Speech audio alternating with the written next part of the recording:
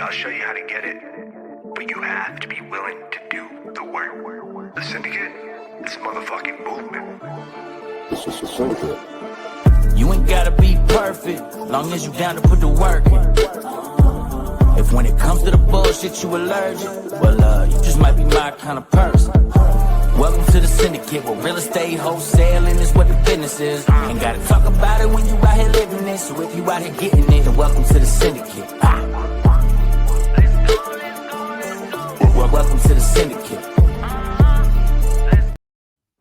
All right, guys, you're listening to another episode of the Wholesaling Syndicate Boiler Room, the biggest, the best, the number one live stream wholesaling show in the world. And today, I have something very special for you guys. I'm very excited about today's episode. We have a special guest closer that really needs no introduction. You know, if you've been in the wholesaling game for any amount of time, you know exactly who this person is. He's a person that's closed over 125 deals in just 50 days. The one they call the king closer, none other than my friend RJ Bates. What's up, man? Excited to be here. Thank you for having me. Of course, man. I'm excited to have you here and excited to lock up some deals and see what happens with the bucket. You know, you're never going to know what happens. And yeah, man, I'm excited you can make it. Hey, that's what this business is about, right? Closing deals, talking to sellers. So this is my favorite topic right here. So let's do it. Let's close some deals tonight. Let's do it. Let's make it happen. All right. So, guys, if you haven't seen an episode yet, I'm going to break down how it works. We have this bucket here. We have about 20 or so people in the back room, in a different room, just waiting to be pulled. They're hanging out there. They're listening in as well. If their name gets pulled, they're going to get 5 leads from our sponsor, Speed to Lead, who's gracious enough to give us some great hot PPL leads for them to call. They can take it as far as they want. If they're experienced, they can close it themselves. If they need help or they just want to tag a friend, they can either tag in myself or RJ. RJ's the guest. I'm going to let him go first and help you guys close it. But that's pretty much it. So without further ado, let's pull some names and see if we can make some magic happen. Let's see. All right. So we got one here. All right. So we got Frank the Tank. All right, so I'm going to shoot the link over to Frank real quick. We'll get him in here. And we're going to rock and roll. But yeah, if you guys can hear us okay, if you guys let us know where you're coming in from, drop some comments, and let's close some deals. All right.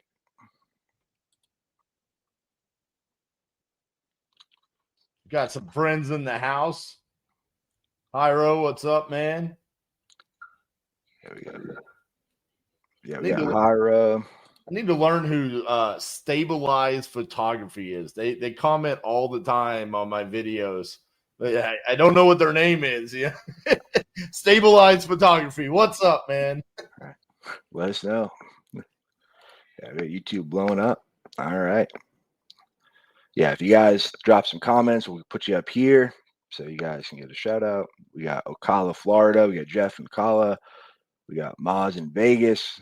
We got St. Louis checking in. New York, Fresno. All over the place. All right, yeah. I said it. Have RJ save the day. It's always a good call. You know, my goal is always get the deal to the finish line. So whatever it takes. For those of you that are tuning in on my channel, if you're not familiar with Ky, I met Ky for the first time ever live on stage closing deals at Travis Wells' event. What was that? Probably about a year ago, year and a couple of months ago. Mm-hmm. We both got up there. It was me, Ky, and Naaman Taylor, and nothing like being handed a list of leads in front of like 100 people on stage and then being told, "Hey, start calling with a microphone."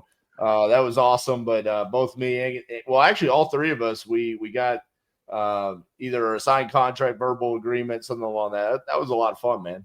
Yeah, it was great. Yeah, yeah, it's nerve-wracking being up there, and I think you have the video up on your YouTube. Yeah, but yeah, that was a lot of fun. Yeah, definitely. Yeah, makes calling at home and in your office a lot easier than not as nerve-wracking. Yeah, exactly. All right, so we got the man, the myth, legend, Frank Mejia. What is going on, brother? How you doing? You muted yourself.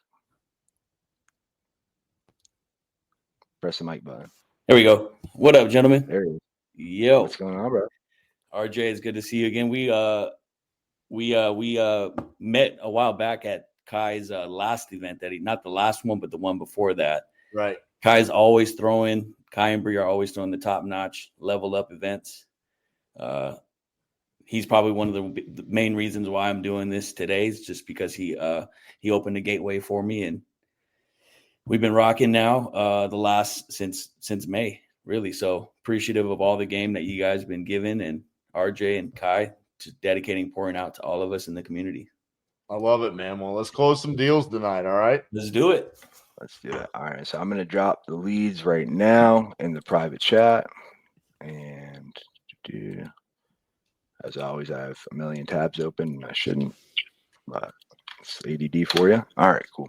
So that should be in the private chat. You guys can see it, Frank. Whenever you're ready, feel free to start calling. And Frank, if you want, I know you're a repeat customer, but we have a lot of new faces here. Do you want to give us a quick intro on who you are, where you're from, how long you've been wholesaling, just so that everyone kind of gets a good idea? Yeah, just a quick recap again. Started really kicked the door down in April going into May this past season. And I would say right now, I mean, focus is turning into wholesaling and real estate investing for the long haul. Right now, it's a lot of personal development, a lot of knowledge, but also doing. So the last 6 months, 7 months, really making calls, putting in the efforts, getting the hang-ups, but also learning in the processes. So learning in the trenches. Love it, man. That's what it's all about. Yeah. All right. Let's make some calls. Hopefully you get those leads up. And while you're doing that, let's see who else dropped some comments. So real quick, Ky, if he wants to tag me in, how do I get tagged into it? Are we just having me call the seller, or how are we doing that? Yeah, usually it ends up being easier just him hanging up and you call him back real quick. But we can try to do the transfer to you, and if you just want to put your number in the private chat. But yeah, it's every time now. It's just been easier just to call back. Yeah, Frank, just tell him I'll say that. call back.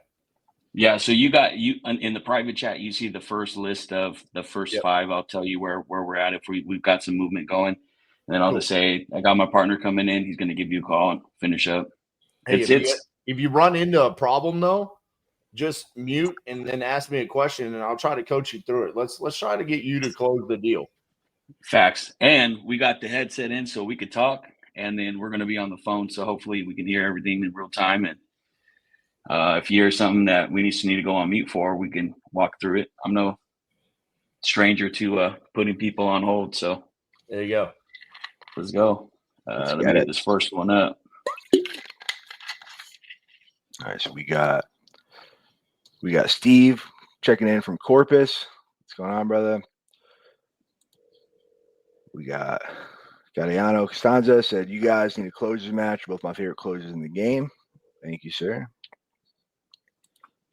We got Turnbuckle Chatter. We got Carlos M. Proud to be a tight medium U student. We can hear, right? Yeah, you're good. Clear. Cool. First one, GP. Yeah, we got JP. We got Jamie. What's up, brother? Surety Home Buyers wishing you good luck. Hi, this is GP Hines at RA Property Services. Please leave me a message. I will get back to you. Double tap.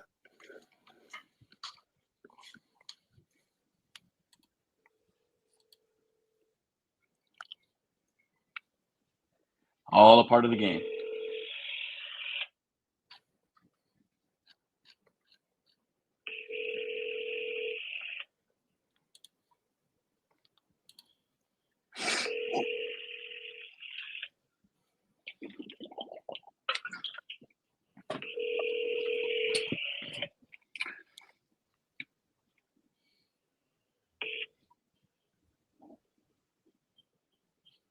Hi, this is GP Hines at RA Property Services. Please leave me a message. I will get back to you as soon as I'm available. Thanks. Bye. Hey, what's going on, GP? This is Frank. I'm giving you a quick call. I was notified that you may be interested in getting a cash offer on a property out in Fort Worth. I'm going to send you a quick text message. If you can, have some time, give me a call back and we'll discuss some options. All We right. said We'll Frank see. called it. We go We'll text first. him. Literally just did. Talk about speaking stuff into existence. And we're like, oh, Frank's a veteran here. He'll help you guys. And we're like, well, what if we call him first? And we called you first. Hey, Frank, I was real warming quick. up the room. It Go sounds for like it. you've done this before, but just remember if they start to say their phone number on the voicemail to mute yourself on your side. Good All call. right, I'll do that. Yeah, that's a good call. We don't want to get kicked off the stream with the first 5 seconds. This one's going viral. You also don't want to give the lead away to everybody listening. 100%. Facts. Yeah, YouTube always says I'm bullying people and I forget to take off the data. Like, Oh, yeah. Dude, so in 2020, that was the first time I did 50 deals at 50 states live. It was all texting. So I shared my screen on every single day. I lost all of those videos. Really? Like hundreds of thousands of views, 8 hours a day for 50 days. I mean, just gone. Oh, that's rough. You didn't have them backed up or nothing? Yeah, but I mean, I can't really do anything with them now. Yeah, that sucks. it's like me trying to show people how to text when I don't even text anymore. You know, it's like Right. You've reached the voicemail of Jaime Corona with New Horizon Counsel. So RJ, what's Come your on, Jaime. on voicemails? Do you so I leave voicemails on every call for sure. But I like on this format. I mean, double dials. You know, I'm cool with that.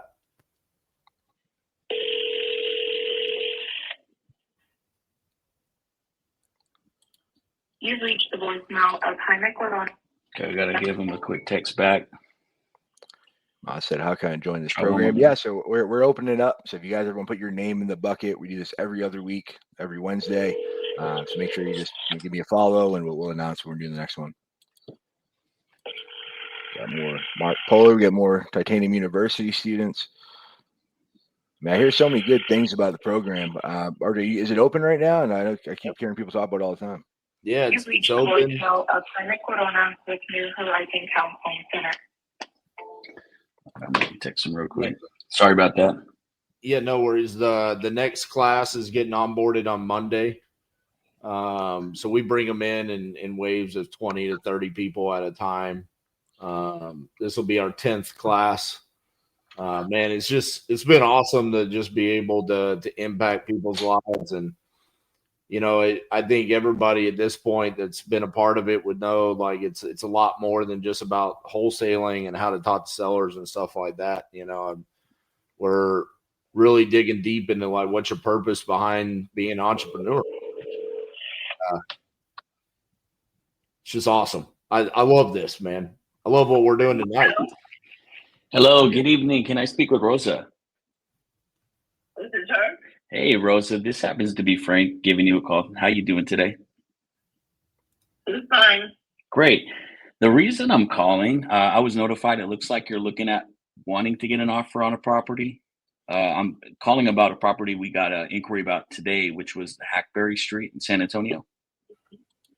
Okay, hold on. I'm going to let you talk to my husband, okay? Sounds good.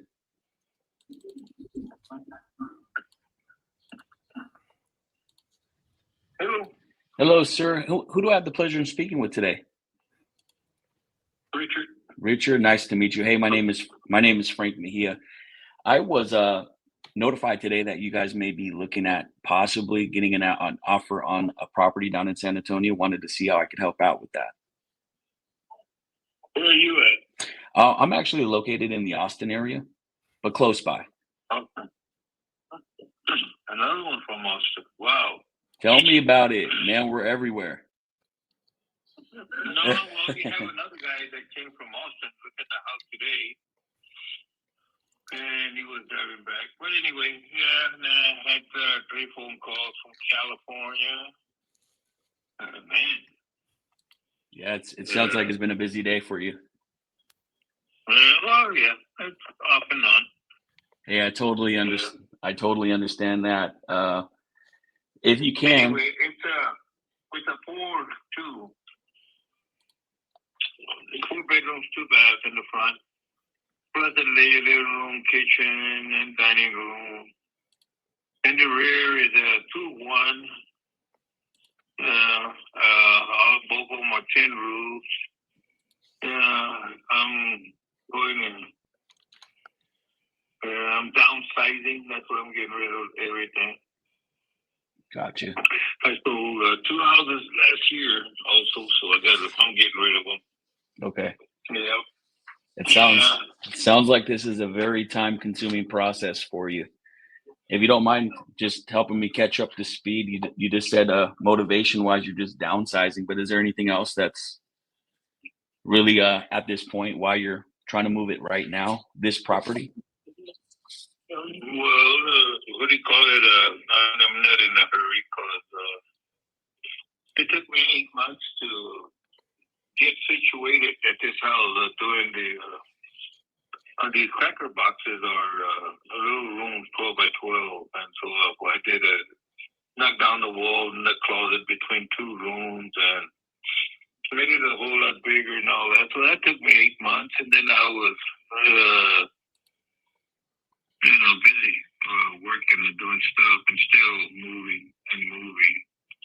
I got 48 years in the other house, and so yeah, I gotta be close to my daughter-in-law and my son because we're the taxi cab drivers for them because she has health problems, and we had to come all the way across town, 30 to 45 minutes depending on traffic, and then going another 5 or 10 miles further north for her basketball, soccer, whatever's there in Seafood. So a lot of grandpa and grandma duties. Yeah. Yeah, for sure. Well, yeah, I'm trying to help them out because she can't drive no more. So yeah. So Okay. there was a house close to them. My son only has 3 houses away from me. So I moved in here, and they had no carport. They parked inside the garage under the roof and all that. I don't like that. I like to park under a carport, and I've made those turns. My truck is too big. It's a 1-ton truck. Doesn't fit under there. And while working here, I got stopped by what do you call it? That little thing? HOA. He's going. Yeah, you can't have it more higher than the pitch of your house. What? So let's bring it down. I said, my travel trailer ain't gonna fit there, So I had to park it out there and for kicks. Anyway, we're on Hackberry. Well, I got the RV area there, the park, 30 amp views, has a drain. I have him on mute too. So if you have any live feedback you want to say. There's a 2 room between the 2 houses. It's 16. Yeah, so it was listed in May of 2024 for $350. I don't know. I have a lot of stuff over there. $299. High, beautiful In December. in the front. So I definitely asked him why he feels like he can sell on the MLS. And then also how much he wants now that it's not listed. Yeah, gotcha. Yeah. Sentimental. Sounds like a sentimental property. Been there forever. Yeah. Let him keep talking. Talked to 50 million people today already. I think he's gonna go forever. In my opinion, I take control. As soon as he takes a breath, I'm like, you have a chance to hop in. I try to hop in. Yeah. The renter in the back, well, I gave him a special price because he comes home between 5 and 7, and then he leaves about 8 o'clock. He's gone in the morning. Sometimes he's gone for 2 weeks, and sometimes he's gone for a week, or I don't party there. But I give him a break. Nice guy, very nice. Gotcha. He's month to month. Yeah, so he's okay. Yeah, and I still got 1 more trailer full right now of tools and everything. I had to Got a lot of gas. And so I made a lot of Hey, it's got gnarly commercial right next to it too. Yeah, I see it. It's going to significantly impact the value. That's why I'm getting rid of them. I already got rid of 2 last year. Yeah. I got rid of some more. Yeah, so I'm downsizing here. I got about 7 more to go. 7 more to go, and maybe we can do some more future business. But hopefully today I can help catch up and at least earn some of your trust today. Here's a couple quick questions. I know you talked to a bunch of people. I know people have asked you the same questions probably multiple times today, and I know it's dinner time. So I'd like to just know real quick, what type of price were you looking for on this property? $295. $295. Right. Got you. And I see, just looking on just the maps and Zillow, whatnot, it looks like just barely last year you had it listed. What happened? Well, I found out that I talked to her and I told her, hey, some guys had made an offer. And now they bought another house, you know. How did you know? I said, I know a lot of people, man.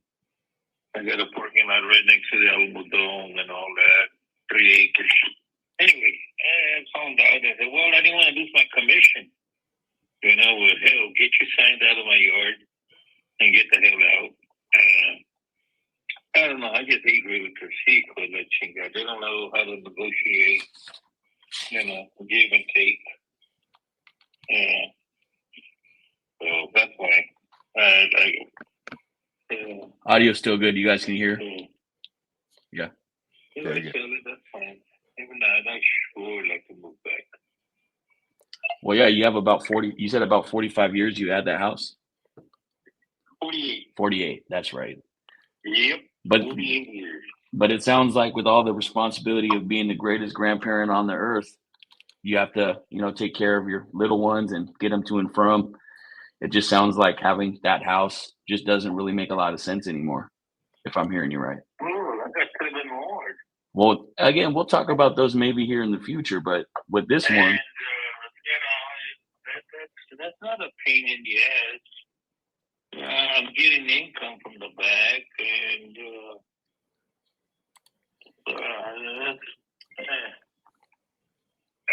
I'm not worried. I don't know. I got rid of quite a few. I got rid of 3 acres right next to the Alamo Dome. And there was I had 2 houses there, 13 lots. So no biggie other than having to pay Uncle Sam.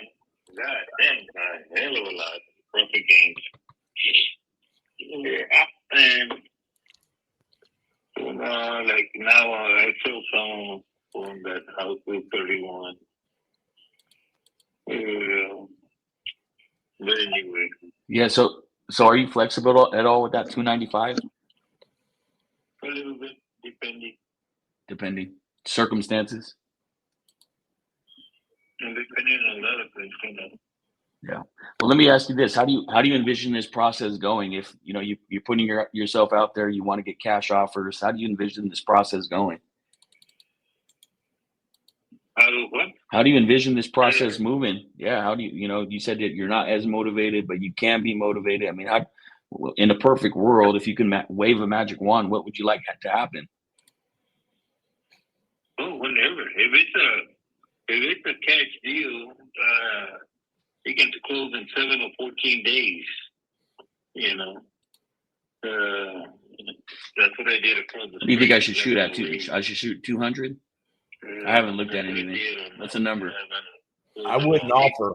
I would just tell them, like, as an investor, man, you're way off. I mean, we're significantly low. I don't even want to offend you.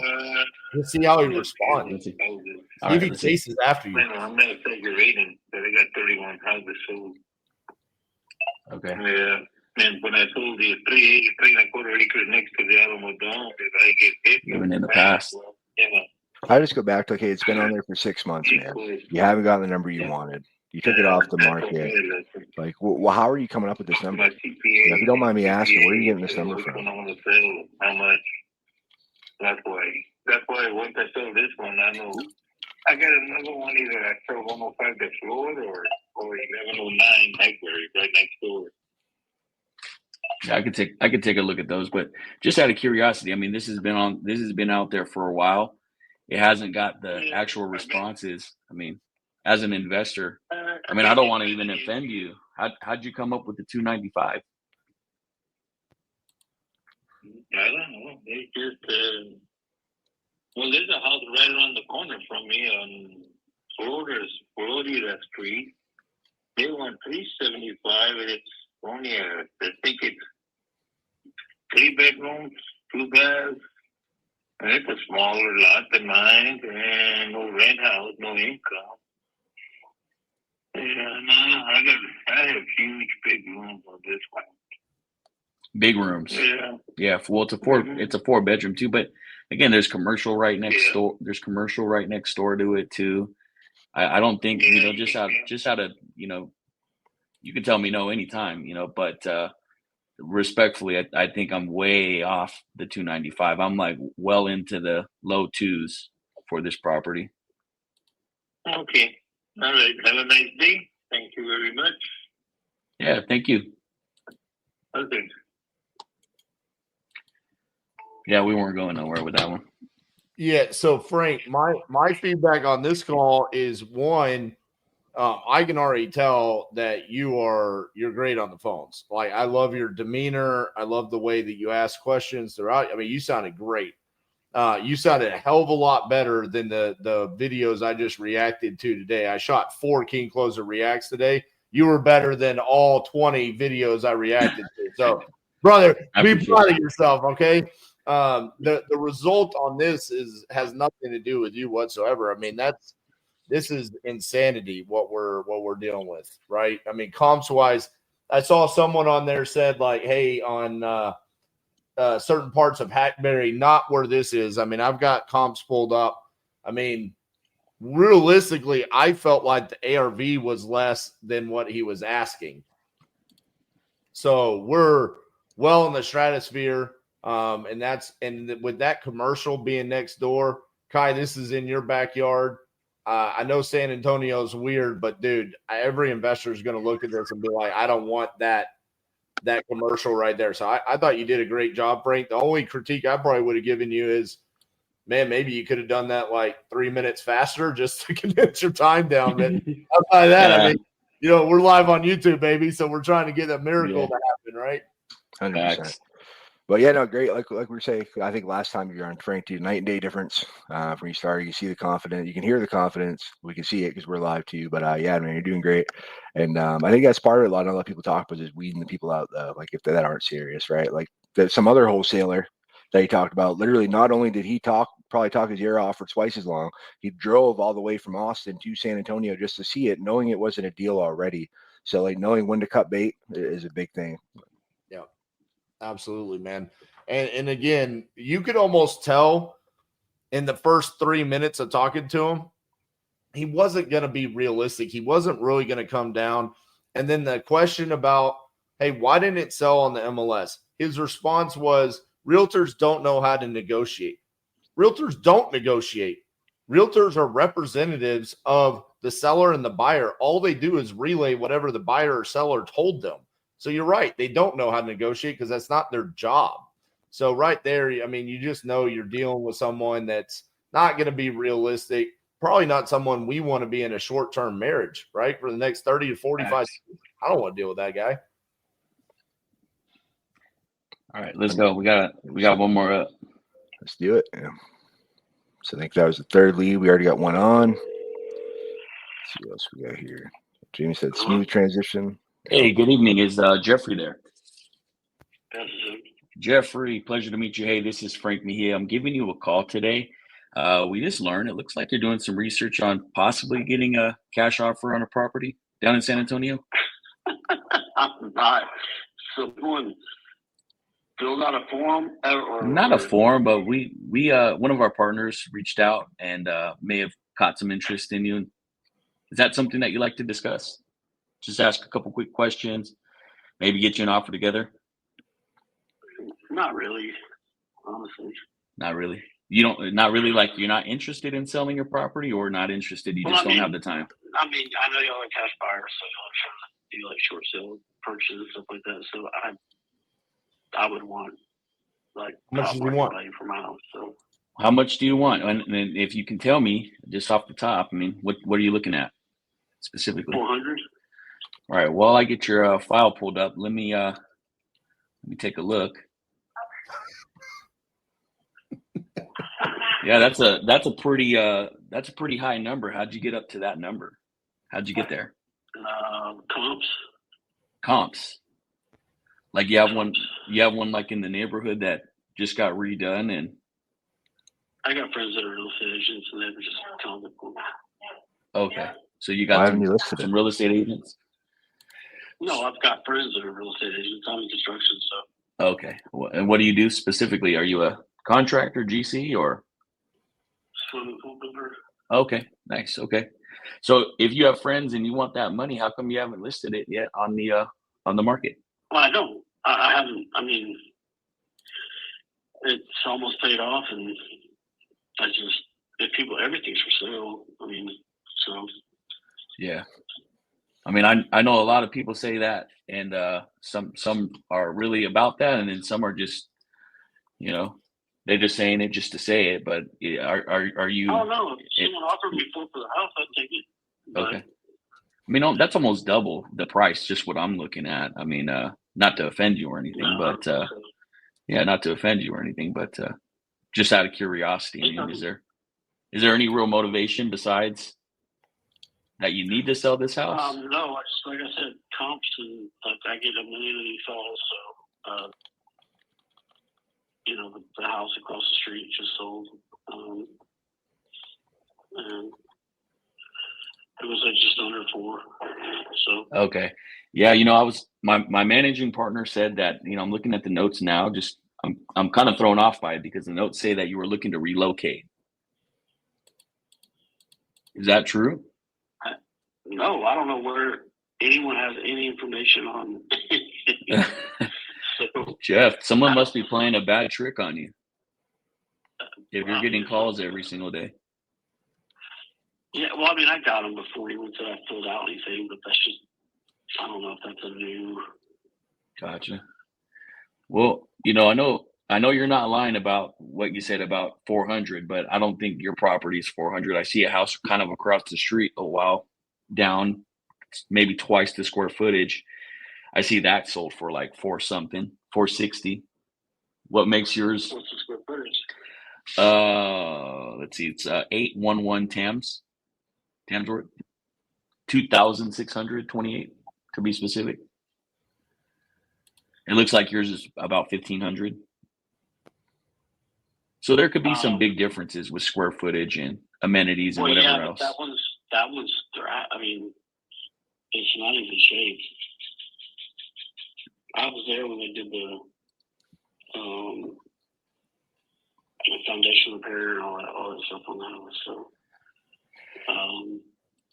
I've been here for a while. So it's going through a couple of guys flipping the house.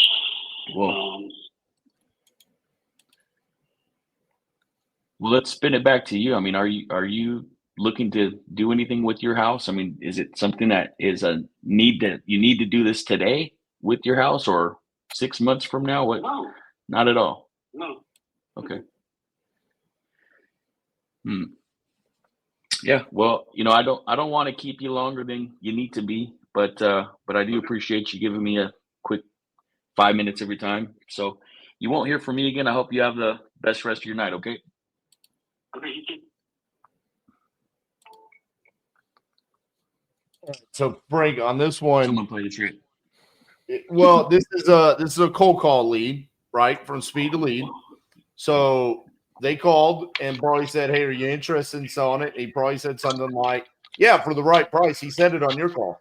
Everything for sale, sure. Make me an offer, right? And then he's knowledgeable, but he says things like, you want to do short sales. Okay, he's not that knowledgeable because he wouldn't have said something stupid like short sell. The house across the street did sell, 26, 28 square foot. We got him that information. This is why it's important to be comping while you're on the phone, right? So you can leverage that if there's motivation. Here's the thing I always tell people, Frank, the two most important things that we figure out when we're on the phone is price and motivation. The price is irrelevant. It just makes makes us know how we need to navigate the rest of the conversation. Whether or not we can just say, yeah, it's a banger of a price, let's do it, or we need to educate them on why it's wrong. What was lacking here is motivation. He told you multiple times, I don't need to sell. It's almost paid off. I mean, sure, if someone gives me 400,000, I'll take it. You know, it just wasn't a good motivated seller that, you know, he's not motivated. He's just yeah, I mean, if you give me whatever I want, this ridiculous price. I thought on both of those calls, man, I thought you sounded you don't sound like you've only been doing this for, 6-7 months.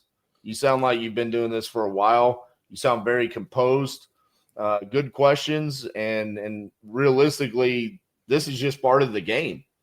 I mean, this is the part right here that, no one wants to watch this on my YouTube channel, right? They'll watch the ones where I say, hey, watch me close this deal, and it's a 20-minute call and I get to close. What they didn't see is for an hour and a half, I had to go through 8 of these conversations to get to that 20-minute close, right? I thought you did great, man. I think you should be proud of yourself. Well, thanks for coming on, man. I know everyone's excited to jump in here too with the squad. So, Ky, as always, man, putting things together, man. Mastermind yourself. So I appreciate you guys. For sure, brother. Yeah, great job, man. If any of these call through after, I mean, we're going to be here till 8. I'll let you guys know if something calls. Yeah, same here. Yeah, shoot him a text, let us know, and we'll get you back in here if any of the other people respond back. But yeah, same exact thing RJ said. Great job, man. Keep crushing it. Hey, RLTD said, would iSpeed Elite refund that? I believe they would. I believe if you recorded that and based off the way he said it, I think that would be a full refund for that. Let's go. Put it in, Ky. Let's go. We got the recording. Let's go. All right, man. Thanks, guys. Still getting over this cough. All right. So we got some answers. I mean, literally just 5 leads in just a short window. We got some people on the line, which is what it's all about. So let's shake it up. We'll go through some of these comments, and as we're doing that, let's pull another one. I hope we get a woman. We got Rob. So nowadays you don't know, but I'm guessing Rob's not a woman. Damn it, Rob. All right, Rob. You will be hopping in just a second. Let's go through some of these comments while we're waiting for Rob to step up to bat. All right. So 2 for 5, right? On the connection rate, 40% connection rate on the first. Well, really, I mean, I know we double dial them, but basically the first dial. Here's the thing I've been telling everybody, Ky, is when it comes to speed to lead, the objective here on these types of deals, are these exclusive or are these coupon club? These are coupon club. Okay. So the goal here is that you should close 1 out of every 25. So we're 5 into we're 2 into our 25 because we would still have to follow up with those other 3. But to me, those 2 are dead leads. Like I'm killing those. I'm never contacting them again until like at the end of the quarter. And then I'll just have a virtual assistant or somebody call those and be like, hey, did you ever sell that property? You need to sell it. You want to talk to us again? And maybe we can regenerate something. But to me, those are done. But we still have the 3 that we need to get a hold of. And this is what I tell people. 1 out of 25, man. This is what you got to do. Yeah, 100%. Yeah, and I'm the same way. I honestly, for me, the best possible scenario is getting a deal right then and there, right? But I'd rather have a no or someone like there's no motivation. I weeded them out so I don't keep wasting time on them like day after day. Because again, part of it is just just focusing on just the best ones, right? Focusing on people that have some motivation that do want to sell if the timing's right. And we could tell that it wasn't there. So. Let's see. Travis is right. He said that conversation should have been 2 minutes, maybe. He's right. And here's the funny thing about that, man. For the people that are consistently doing deals, we look at that and we go, I don't want to waste my time talking to you. Like, you're hey, do you want to sell? Maybe. I mean, I'm like Travis. I just be like, you want to call me back when you make up your mind on what you want to do? I mean, 100%. Now I usually ask them, like, are you just, and they say that, like, oh, if I get the right price, I think that's probably one of the most common things we hear, right? Like, oh, if I get the right price, sure, I'll sell. And I usually ask them, like, so are you just waiting for a sucker to come along? Or like, you actually want to sell if we come to a reasonable number? Or you just want someone to pay way more? I just tell them, right, if I get the right price, what's the right price? Let's go. Mhm. I don't want to play games. Didn't sound like you want to play games, right? Because sometimes when they say that, they do want to play games. So if you kind of call them on it, like, I'm not here to play games. Tell me what the right price is. I'll tell you yes or no. Yeah. 100%. Yeah, it's just tough. I feel like that's something that takes a while to learn, just like taking control of the conversation, just knowing this, because like sometimes, like, certain sellers you don't want to treat like that, but when they're being like that in the beginning, they're being real abrasive and laughing and just, not too serious. You just kind of want to check them a bit. Where's Rob at? Let's bring him in. Hey, what's going on, bro? What's up? How you doing, man? Doing well, man. Excited to be here. Thank you guys for putting this together. Rob, you going to close the deal? Hell yeah. As long as you don't talk to those two sellers, right? You're like, give me something better than that, right? Yeah, that's really it, man. Yeah, it's like just you can do like everything right, and if you don't get the right person at the right time, this is really, it doesn't matter who's on the call. There's not much you can do with those ones. But all right, Rob. So I just sent you over the leads. Conversations. Mm-hmm. Yeah. So I just sent you over those leads, Rob. We should be able to pull them up. Cool. As you're doing that, if you just want to give us a quick introduction, let everybody know who you are, where you're from, how long you've been in the game. Yeah, my name is Rob Villa. I'm here in San Antonio. Been in mortgage previously for 18 years. I moved over to the real estate side, wholesaling about 2.5 years ago. Currently, I work with Prime Homes here in San Antonio as an acquisitions manager, focusing on foreclosures primarily.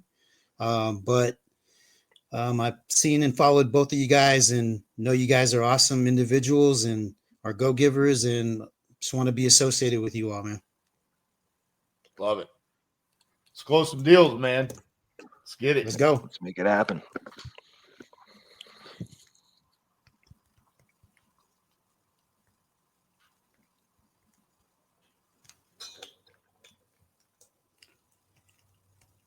Oh, we found out who Stabilized Photography was, right? That's the one you're trying to find out who it is. Laniel. Laniel. Is that how we're going to pronounce that? I just guess, and they can correct me if I'm wrong. If I got it wrong, I'm not the first person to get it wrong. That's what I tell myself. Thanks.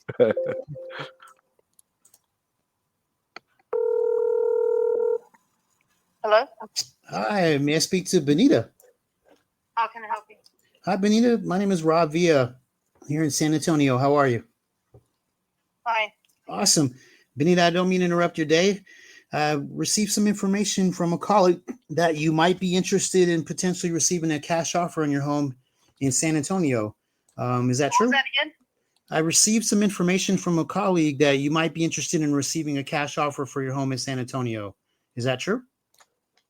So how's this thing getting around? Everybody's calling me. There's data out there that we try to find and match up the best buyers for everyone. So definitely not to be interrupting you or ruining your day, but just want to be able to offer some support and see if we can find the right fit for you. I'm here locally as well. Okay. So your home on Bluegrass, I see what they gave us as far as, the reasoning behind it. And please correct me if I'm wrong here. It says that you're relocating. You see, they're putting down things that is not true. Okay. The only thing is the house is going to be selling for, without using a realtor, $240,000, very firm price. And I'm not negotiating with nobody. And I'm not going to talk business until the end of March. And that's, call me back then, because I'm not discussing anything right now. Okay. That's all the information I can give you right now. 240, not negotiable, in March, and that's it. Got it. So somebody must have given some information out really preliminarily based on something you really didn't expect. Well, I don't care what they get. I don't care what they're giving out. Whatever, that's what they're putting in. No. It's the whole thing. It doesn't matter to me, because I'm not listening to none of that nonsense. Understood. Not necessarily, the reasoning or anything like that, Benita, but just that you're really not interested in selling right now. Excuse me? Not the fact that you're relocating or anything like that, but I'm not. Okay, again, like I said, I'm not going to go into discussing all this other stuff that you're reading or whatever. Whoever put that out, awesome. I don't know who put it out. Okay. I'm not there to discuss anything. The Okay. only thing I can give you, the only information that I'm about to give you, is the property will be sold at 240 at the end of, I'll consider it end of March. We'll discuss then. At this present time, I'm not discussing anything. I'm not accepting any offers other than what I mentioned, and that's it. I mean, if you're interested, call me back at the end of March. If you're not, that's fine. And just leave things alone. Got it. Thank you for discussing anything with nobody. Oh, I'm sorry to interrupt your evening, Benita. Thank you for your time. I appreciate your courtesy. bye-bye. Hope you have a great day. Another one. All right, Should have got Rob, out that one quicker. My bad. Rob, here's what I want you to know about this, okay? People get in their feels about this. You do acquisitions. You've been doing it for 2 years, right? In that situation right there, like, dude, don't even bat your eye at it. Don't even waste your emotions or your feelings on 10 seconds of that. Okay. Got it. Yep. Who are you in this transaction? Who are you in this transaction? I'm the one helping her. I'm the one helping her. You're the buyer, right? Yeah. Yeah. All right. Now imagine you walked in to buy a car and the car salesman walked up to you and treated you the way Benita just treated you. What would you do? Walk the fuck out. I'm fuck you, bro. I'm out of here. Right? Yeah. But it's hard to do that when you invest money into leads, right? And here's the thing. Everyone is like right now, this wave of people are going to speed lead, and we're getting these predictive AI calls, and they're like, it's bullshit because of that and because of the first two sellers. Here's the thing. It's not. Okay. We just roll with the punches. We look at this and we go, we don't need Benita because Benita doesn't need us. Yeah. Our price is full market value, brother. I know. So we don't even need her to yell at us. Right. All right, yeah. Benita, I'll talk to you in March and never think about her again and just move on. You know what I'm saying? Save all of that energy in there, you know, just move on from her. Gotcha. You don't deserve to be treated that way. Right. Yeah. Yeah. Right. You know, so on to the next one. Yeah, that's it. It doesn't really matter where the lead comes from. You're going to get some people like that, right? Oh yeah, I've been treated worse on the phone. Yeah. Trust me, doing foreclosures. I mean, yeah, that was cake. My favorite thing when they come out real aggressive like that and just being dicks for no reason. I'm like, I'm sorry, did I do something to offend you? And then just shut up. I call them on it. Half the time they'll back down. Other times they'll just triple down. I'm like, all right, bye. But that one, I feel like she probably would have tripled down and just been like, oh. But I mean, dude. All right, she's just so offended at life. Yeah. I wonder why. That probably would have been my statement right there. I think I understand why you sound so upset, Benita.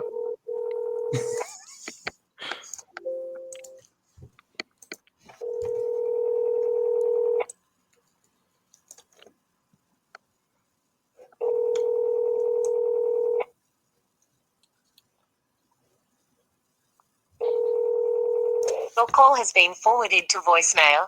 The person. Double tap. Yeah. Yeah, I like to double tap just in general. It's the first time I call someone. A lot of times they don't recognize the number. If you don't do a text or voicemail or anything with it, I like to call again because like, who the fuck's calling me twice? And sometimes they'll answer. They'll be a little bit more triple tap sometimes. Mm-hmm.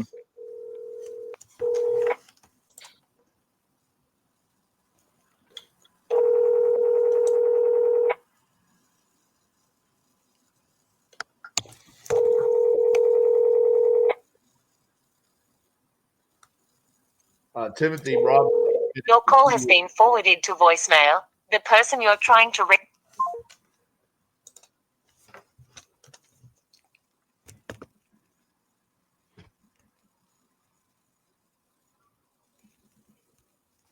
I like the British voice mail.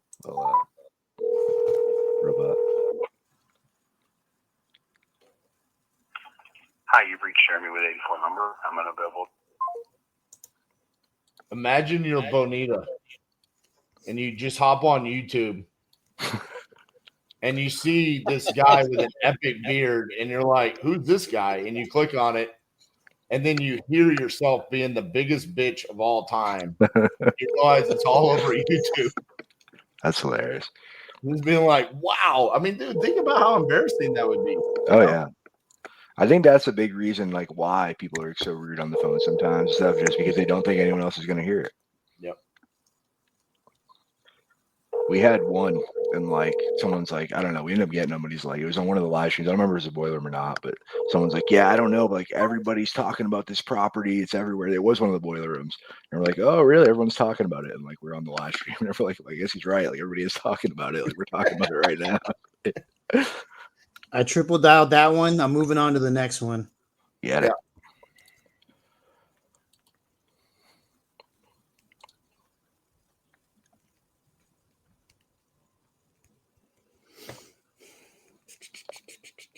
Victor said Bonita is the new Karen in Spanish.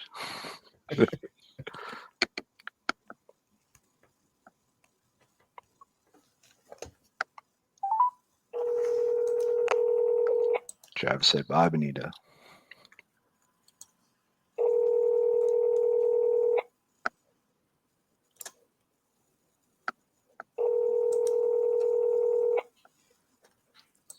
Let's go, baby.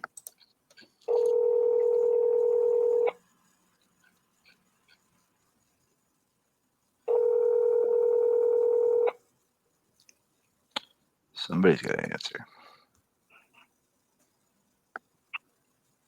At the tone, please.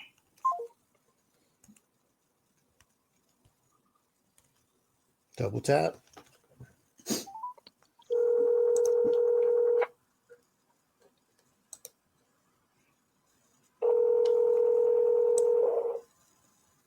Hello.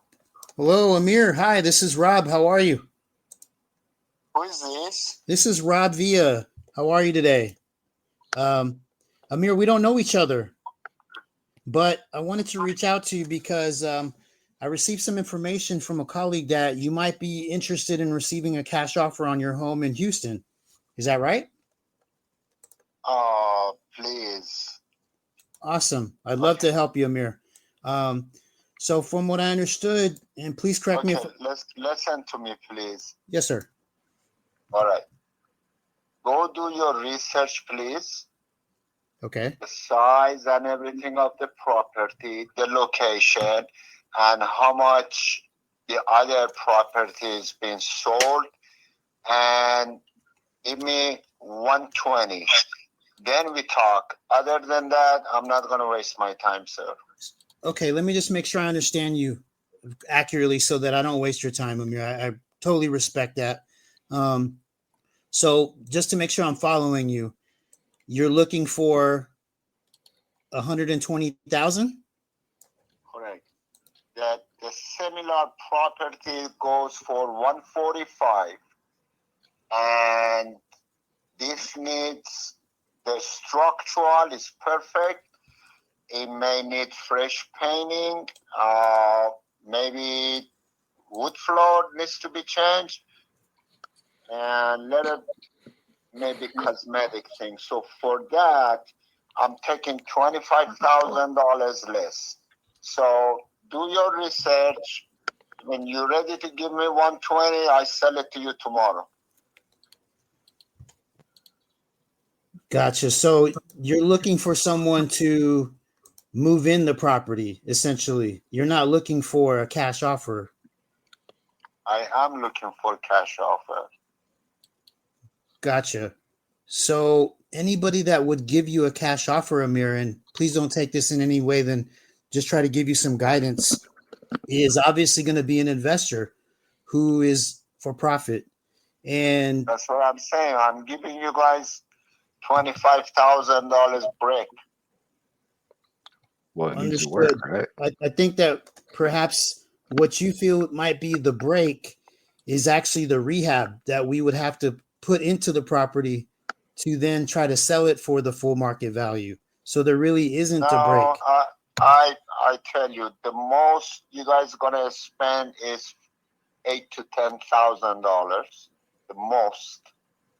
It's a small place, so it's got new AC, it's got new fence, nothing structurally. So a little bit of cosmetic here and there is not going to cost you.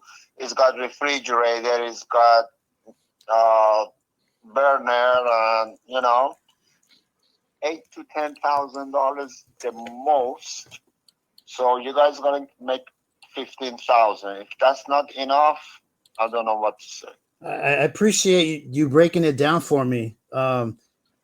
Just one thing that you might be overlooking in the whole calculation, so that you actually do find a buyer for yourself. I thought you are the buyer. No, I am a buyer, but I may not be your buyer, Amir, is what I'm telling you. The reason being is one thing that you're not considering is the fact that it's going to have to go through a realtor, and there's commissions that are paid out to a realtor on both sides. No.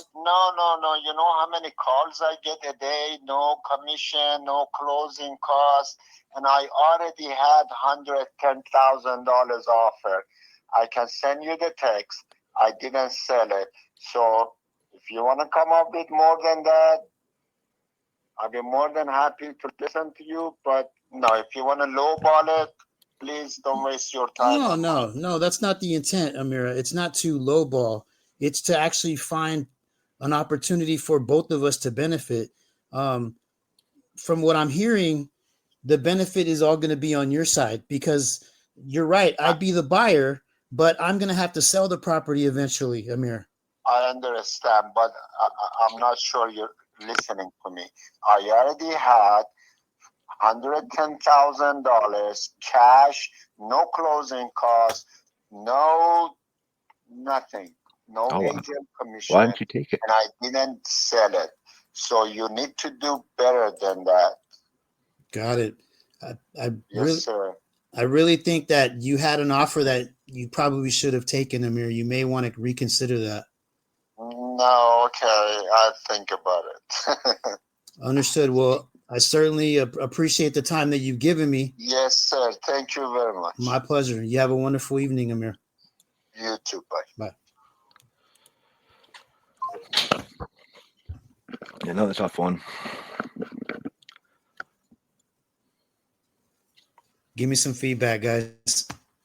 Yeah. So one thing I do different, like real quick, like, hey, reason for the call, right? Like I just try to get into, I do my quick intro, like, hey, Rob, it's Ky giving you a call. How you doing today? Great. Hey, Rob, reason for the call. And I try to immediately take control and start doing it. That guy, I don't think he's going to let you take control either. You could tell right away he's gotten a lot of calls. I'm sure you heard it as well. And I'd bring that to the forefront and be like, hey, Rob, let me ask you, man, correct me if I'm wrong. It sounds like you've gotten a lot of calls about this. Is that right? And then, he was, yeah, I'll talk to you, whatever. Then you kind of open up like, okay, well, why do you want to sell, right? Because I want to find what's the motivation. Like, is there motivation? What's going on? Like, do you just want this magic number you picked out? Or is there actually a reason you want to sell? Because cash is something, but maybe we could work something else out. Like, what's going on here, Rob? Fill me in. And then if he opens up, he gives you something great. If not, he doesn't. And you just know to, cut your losses and move on. Yeah. But that's about all I have, man. Besides that, I think your tonality's good. You can tell you've been doing it. And it's just, some people it's just not the right time, and they're, you just got to keep making the calls. What do you think, RJ? How much did he think that could sell for after it was fixed up? He said 140. And we had comps at we did have one comp at 160, but Darian, help me out on that comp that you have there at 160. What was the square footage? Because our is it 600 square feet? From what I'm saying on this app, I don't know if it's accurate or not, but it is saying it's 326, right? Or is it 323? Which one did I put? 323 is 1,100 square feet. I think they have two different models. They have an 1,100 square feet and a 600 square feet. I don't know how accurate my data is on the Envelo, but I believe that one was a 700 square foot one. But here, let me see if I can double check. I just exited out of the page. So my feedback on this, Rob, is this lead right here is a great lead that in order for us to become like a great wholesaler, we have to be able to close like 1 out of 9 of those. Okay. So what we have to do here is really understand what the motivation is. And he was such a lunatic at the beginning. It was really hard, right? Do your research, call me back, all of that. Yeah. Yeah, it was 622. Sorry to interrupt. So that 160 is 622? Yes, sir. Okay, so We sold on November 1st, 2024. So we've got 160.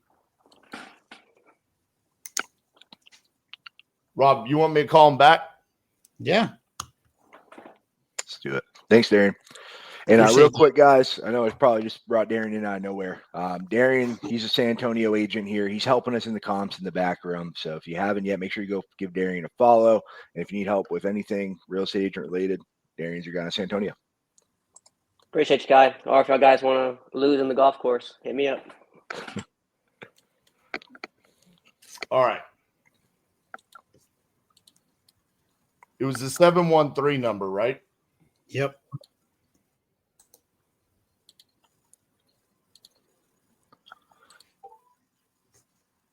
The 2130 number.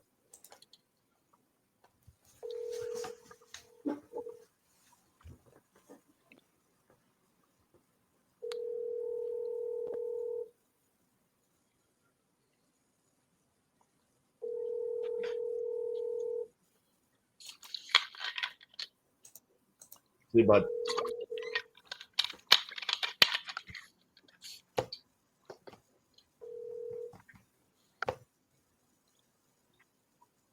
At the tone, please record your message. Come on, Amir.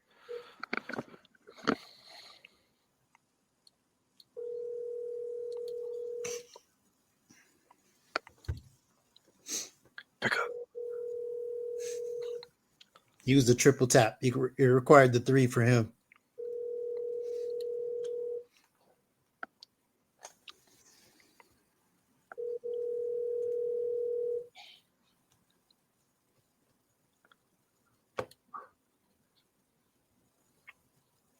At the tone, please record your message.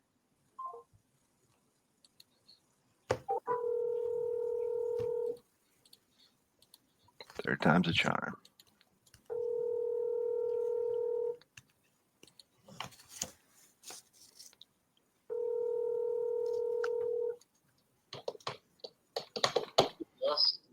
Amir, it's RJ. Hey, you just got off the phone with Rob about your property there on Memorial. Looks like y'all couldn't come to an agreement, and I didn't understand why, so I wanted to give you a call myself. So he was telling me you said something like you had a text message offer from someone for 110. Is that correct? For longest time, he's been texting me. Yes. Gotcha. So one of the things I want you to understand is my competition, they suck. So they sent you an offer through text message. How much did they actually ask you about the property? How much they ask me? Yeah. About the Did they find out about the condition, the occupancy, your timeline? Did they come see the property, or did they just blindly say, "Hey, I'll give you 110,000"? They offered me 110, and they wanted me to set up an appointment for them to look at it. And I said I'd get back with you, and that was like 4 or 5 days ago before the freeze. I said I'm leaving town. I'll let you know when I come back, and I didn't get back with them. Oh, so again, I love my competition because they're super easy to beat. See, here's what happened. They tell you 110, and then they come out there. They're not going to give you 110. So that's okay. I don't care. I won't sell it. All right. So why are you looking to sell this? Because you spoke to someone on my team, and it said you wanted to move closer to family, right? No, I said I want to move to a bigger place. Bigger place. Okay. So what's the timeline looking like that? I mean, is that something that you want to do soon, or is it irrelevant to you? It's irrelevant. Gotcha. So is there a certain dollar amount that you want in your pocket from this close? Yes, sir. 110. No, in your pocket. In my pocket, 110. So you own it free and clear. Yes, sir. Gotcha. So 110 is your price, and you're not willing to budge on that no matter what. It's not worth it anything less than that because I don't have to sell it. So it's not like, I'm in trouble. So if I wait till somebody buys it, and I haven't put it on market, I promise you, if I put it on market, I can sell it for 120, 125. All right. So let's say you do that. So say you put it on the market and you sell it for 120,000, you would have roughly somewhere between 8 to 10% in closing costs between realtor commissions and the closing costs.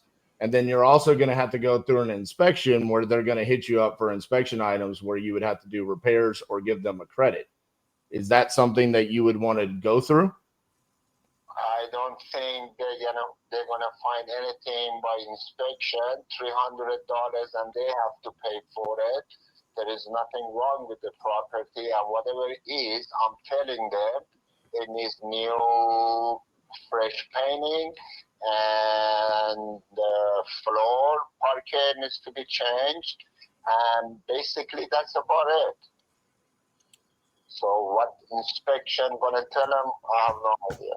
Well, I can tell you, as someone that has sold hundreds of properties, there has never been one property that I've ever listed where the inspector came back and said nothing needs to be done. I mean, they will always find something. That's their job. It's a liability issue, right? Okay, so, all right, what are you telling me, sir? What do you want me to do? Well, my thing is I'm an investor, right? So I want to make money on this, and it sounds like you want to sell the house. So if we're the right fix, if we're the right solution for you, then I want to do that. I just don't want to hang up the phone because we don't even have a conversation about why you want to sell. Sounds like maybe listing with a realtor is the best option for you. However, my concern would be that the property does need paint, that it does need new wood floors, and you also mentioned to Rob that it needs cosmetics. So are we able to get 120, 125 with those with the condition that it's in? Because if you do your research, you're going to see the same property being sold for 145. In the same condition? No, in an upgraded condition. Correct. So here's the thing about that. So when it needs repairs, it's not just the dollar amount that you're discounting for the amount of repairs. It's that you also need to discount for the person that's doing the repairs, right? So in my case, if I'm going to come in and I'm going to do the repairs, I want to make money. I got kids. Do you have kids? I have 5 of them. So you know how much they eat, right? Yeah, exactly. I mean, I've got a kid that plays hockey. He eats like $300 worth of groceries in 3 days, so I got to make money. And so that's my thing here is I'm just saying. I mean, what about the kid, the mom? She's got a black hair.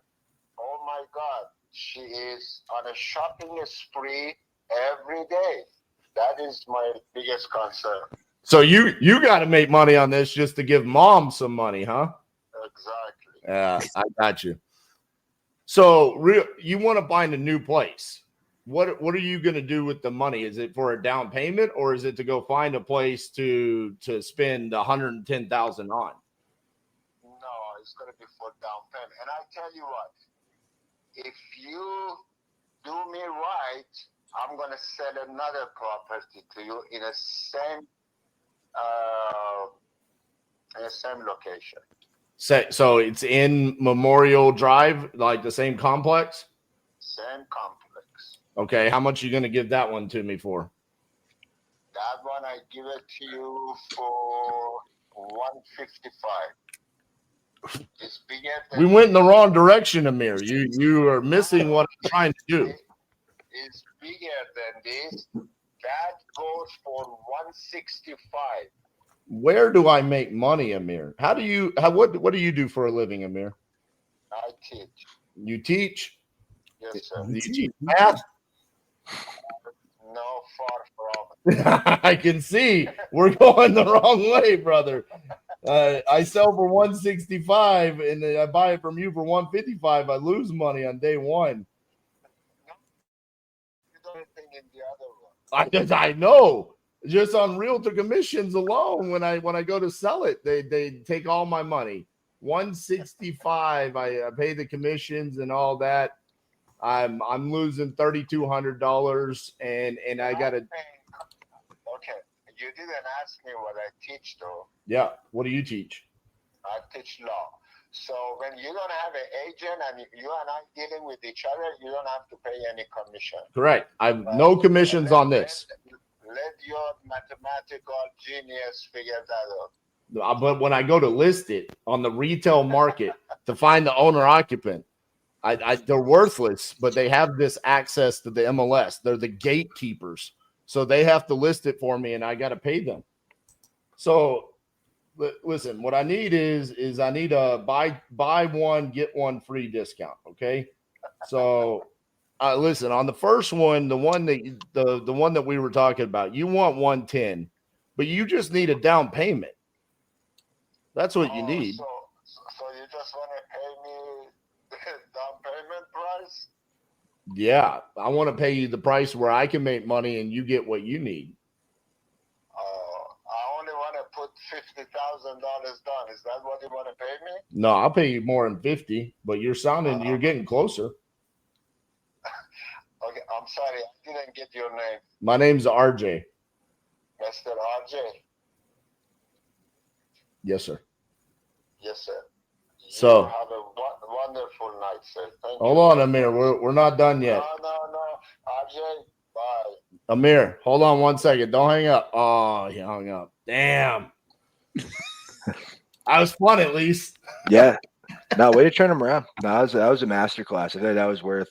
Literally, you guys listen to most people not answer, most people just, be angry. And then literally that guy, I think arguably he was almost as standoffish as a lot of the other leads. You're still able to turn him back around. So that was so on that one, Rob, but that's what I'm saying on those. If we get to the point where we close 1 out of 9 of those, and listen, what happened just by how the conversation got navigated, a magical second property showed up. Mm-hmm. Now, what is funny about this is that second property was even worse than the first, right? But I have seen scenarios where the second property comes up and suddenly that was the good deal, right? They're like, hey, if you take this problem child that I need 110, I'll sell you this other one for 75. And then it's like, well, hold on. We could just reallocate some of the funds here, right? I need this to be 90 and then I can make this one 85 and you get the same amount of money. And we do some math magic there. He wasn't going to wiggle off of that because in the private chat, when I called, I thought the ARV was 160. But as I was talking to him, I found out that it actually sold for 140. So I lost all hope real fast because that bumped my offer all the way down to like 80.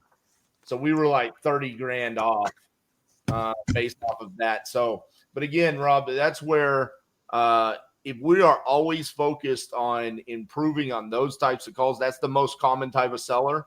And just making it to where we can get to where we at least have a chance to have a conversation. And then he threw out the number, right? 50.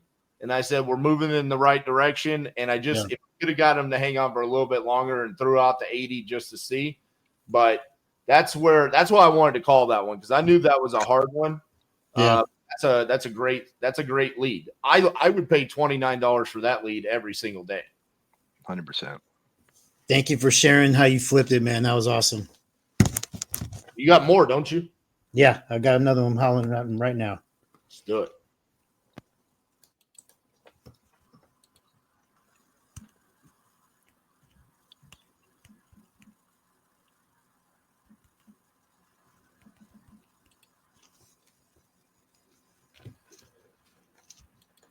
Kids is a great tactic, by the way. Yeah, he instantly built rapport. I feel like he dropped his guard just like that and just opened up a bit. Kids and groceries. What are pain points in America right now? The cost of groceries, the cost of gas, right? Leverage it before Trump fixes it. And then you have to come up with something else. Facts.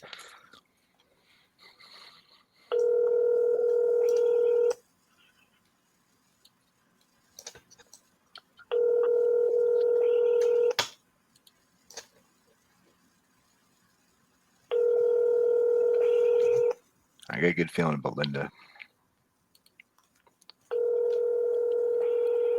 Actually, I was going to do something. I'm sorry, the person you were trying to reach. All right. Rob, are you cool with me getting you a lead in a different location, not Texas? Yeah. Cool.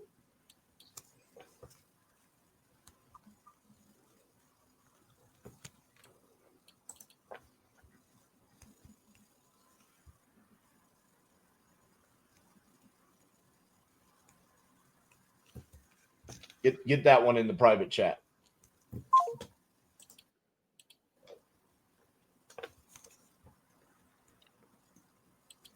So Kai, I've got the old school coupon club.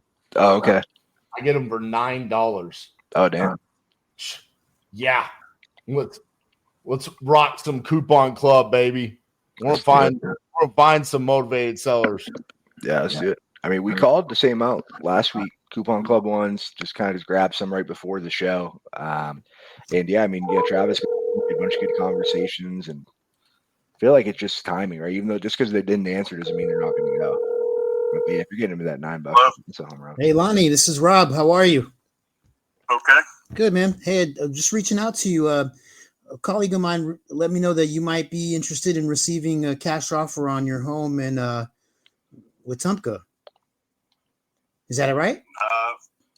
Not that I know of, but Huh. All right. So you weren't looking at selling any property? well, you said home. Oh, okay. I'm sorry. So it's land. Yeah. Okay, perfect. So any reason why you're looking at selling? Because you guys called me. Gotcha. So somebody reached out to you to see if you wanted to sell, and that's the only reason why you're looking at doing that. That's the only reason I'm considering it. Yes. Gotcha.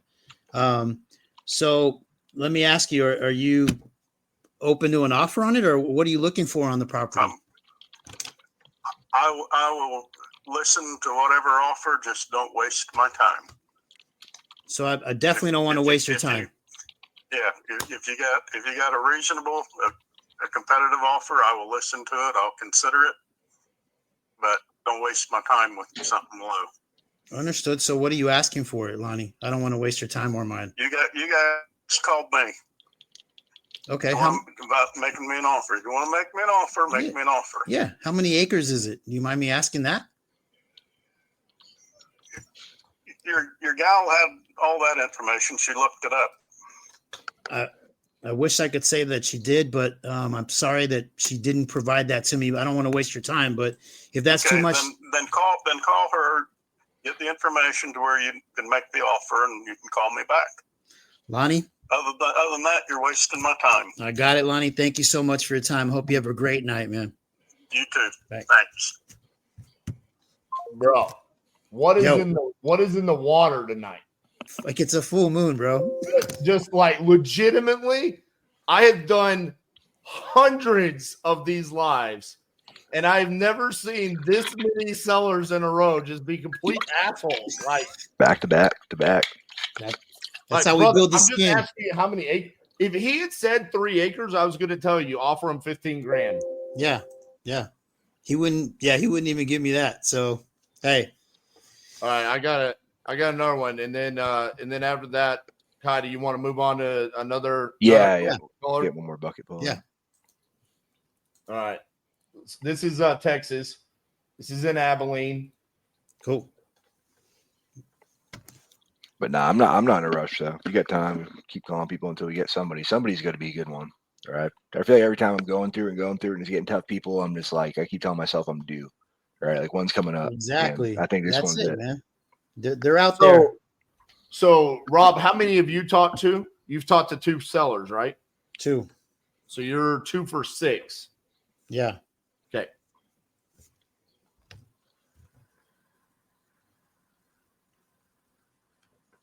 Rob, clean up your intro. Got it. Say, hey, this is Rob. I'm calling you about 123 Main Street. You still looking to sell that property? Got it.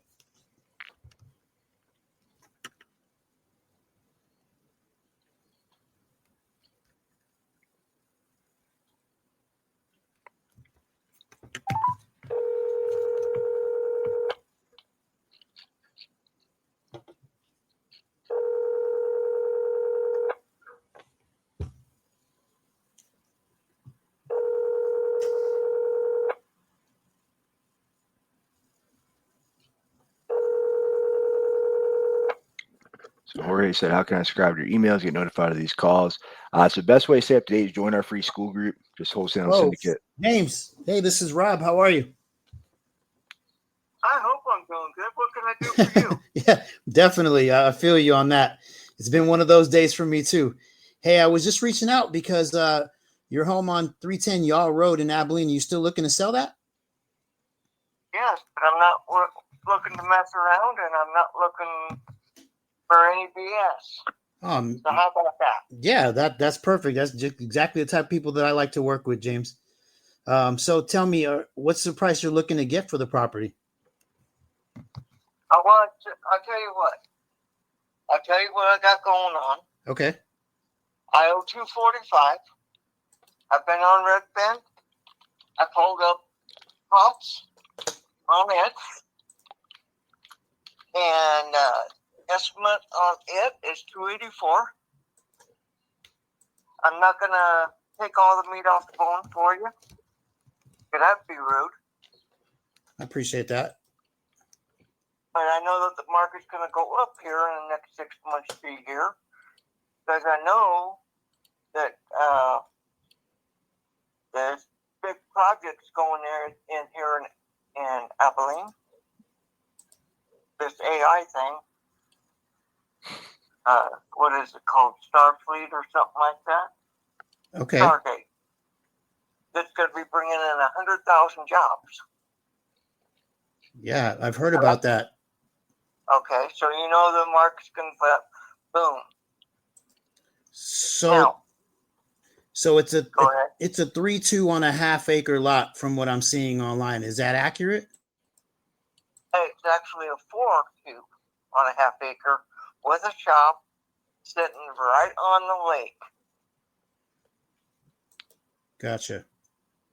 Because they when they looked at it, they did not look at it according to what I've read on this. For a bedroom to be classified a bedroom, you have to have 2 things: a window, closet, and big enough for a bed. Correct? No. It also requires a closet as well. According to this, what my realtor that I bought this from said, the new standards are you don't have to have a closet. Because you just went through it with a different house. Yeah. Because they were buying it and it didn't have closets. And there's like, oh no, new standards now. Gotcha. Okay. Don't have to have the closets. So we have what would be now classified 4 bedrooms, 2 baths. The bathrooms have been updated. The kitchen's been updated. Brand new flooring in the kitchen. The house is updated. Electrical, plumbing. And there's why? nothing that needs to be done in the house. Okay. It's move-in ready. We live in it. I have a VA home loan.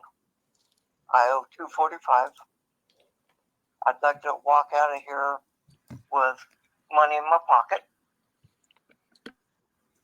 I would like to walk out of here with 20 to 25 in my pocket.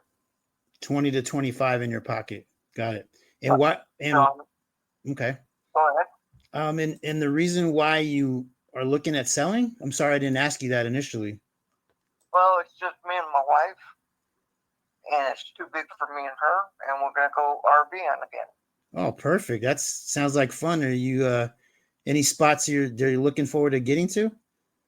Well, we RV'd for 2 years before we bought this place. And we had wrecked our RV, and it was in the shop. And now it's going to be coming out of the shop, and we decided, well, this is just way too much house. I get it. Because we got a back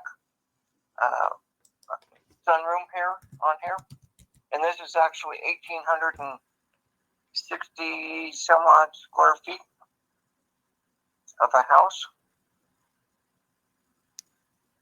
I have their appraisal from when we bought it, from the VA, and it appraised at 265, I believe it was. That was last year? Yep. Gotcha. And when I went on Redfin, it appraised out at 285. So I know there's still meat on the bone. They estimated it could go anywhere from 285 to 322-ish. So there's still a lot of meat out there. Yeah, I'm looking at the address on Redfin right now. I can pull up mine and show it to you. Yeah, the only reason I'm just wanted to make sure that I'm understanding you accurately. You said it's 285 on Redfin? Hang on here. I'm gonna pull up mine. Yeah, just want to make sure I'm looking at the right thing for you. I'm gonna share it over to you down at the bottom. It says, where'd it go? Towards the bottom, where'd it go? So you're looking at getting the number that you're asking for, and you're planning on RVing. Do you own the home free and clear? You have the note at 245, right? Right. I have the note at 245. It says Redfin estimate 284. I can bring it down. I'll tell you what. 265 out the door gives me 20 in my pocket, and we call it a day. I've got a couple other guys that I'm waiting to hear back from, but 265 is as low as I can go. I have to pay for repairs to my RV, and I've got some bills I want to pay off so that when I'm in my RV, I don't have anything to worry about. But that's where I'm at. Gotcha. I'm not going to BS you. Yeah, I appreciate that. You don't BS me, I don't BS you. We all in a happy spot. There you go. That's definitely a gentleman's approach on it. Do you mind me asking what your principal and interest payment is all in? I'm paying over $2,000 a month. Gotcha. Interest is a 6.99.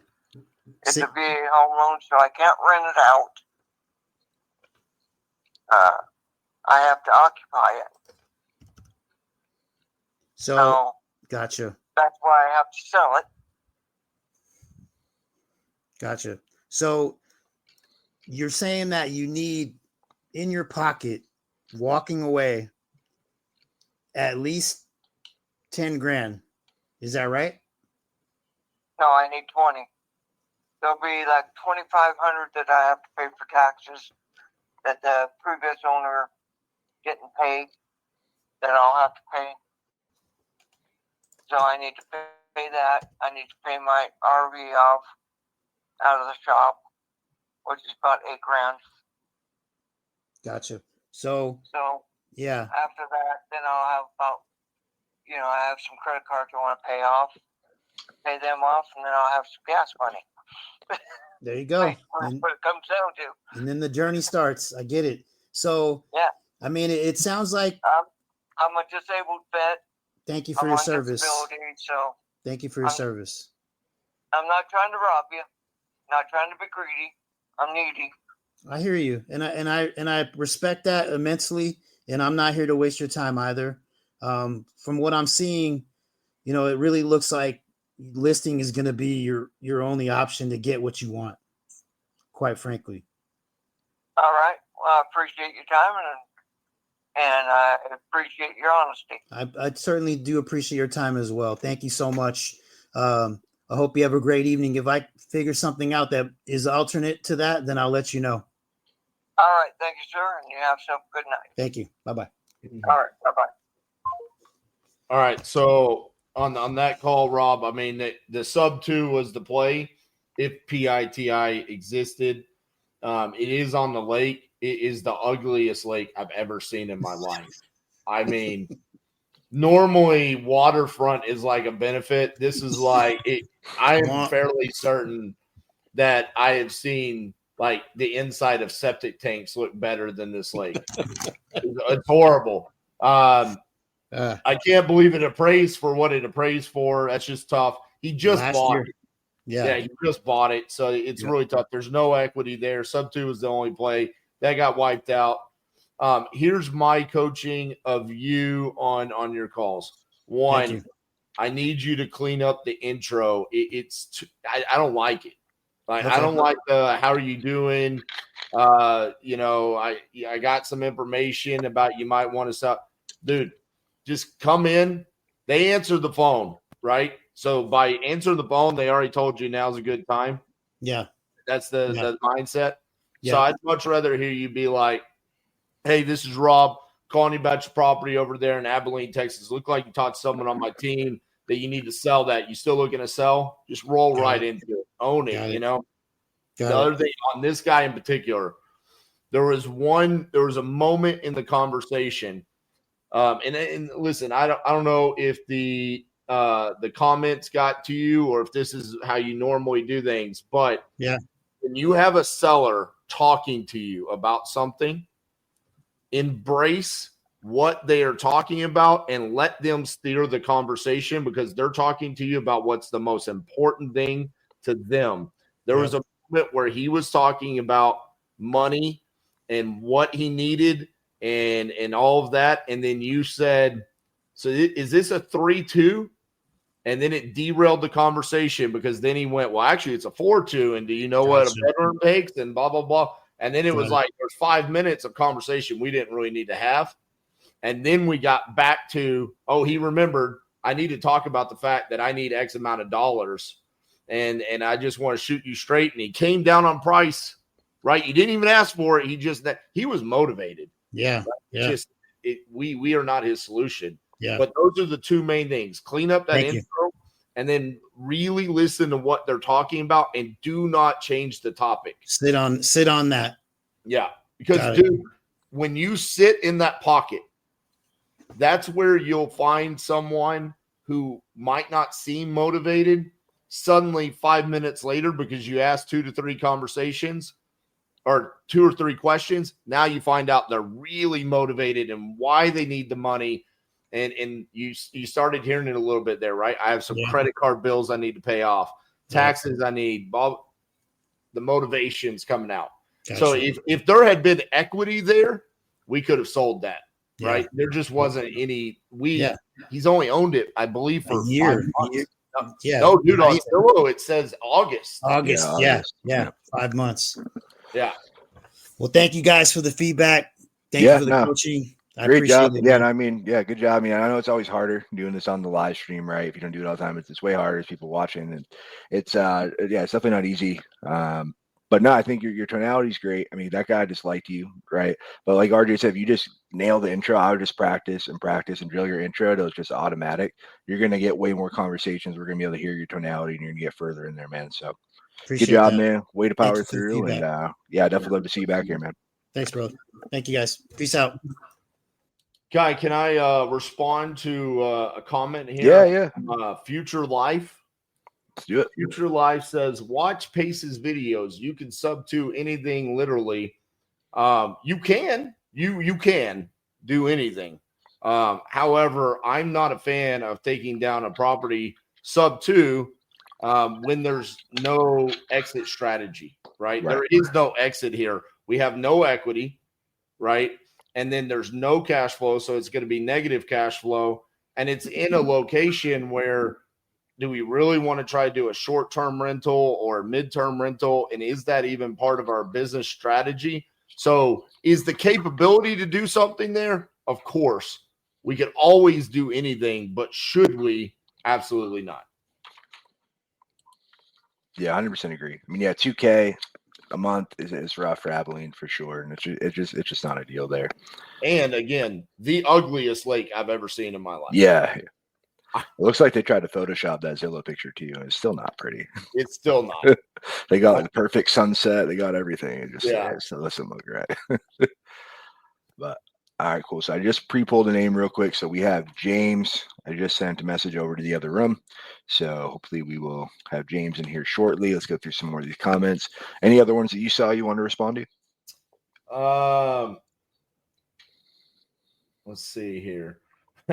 Amp, the gamer god said the interest needs to be below 5%. Yep. I mean, you can literally sub to anything, but it doesn't mean you should. I agree, and I think we got that across. Tori, I love his comment there. You ask 2 to 3 more open-ended questions on the topic the seller's talking about. You'll get all the motivation that you need. Agreed, Tori. And I thought that was – it wasn't impactful on that particular call because, you know, the seller came back around. But I do think that that can significantly impact some seller calls, and it should be something that everyone is always being cognizant of. Actively listening to what the seller is telling you they want to talk about and making sure you stay in that pocket, and really deciphering what the question is you want to ask based off of what they just said. So in this scenario, when the seller was talking about needing money, right, the follow-up open-ended question would be like, you don't mind me asking, I mean, what do you need the 20 grand for? And then that's where he goes, well, there's credit card debt and there's back taxes. Like on my call with the seller, when I asked him, how much money do you need in your pocket? Right? The hope when you ask that is that it's going to be less than their asking price, and they're assuming that there's going to be fees, or maybe they're not doing the math correctly between their mortgage. He owned it free and clear. That was the number he wanted. But I think, again, when you ask these open-ended questions and really explore, the objective there is to identify how motivated they really are, and then we try to match our price to that motivation. 100%.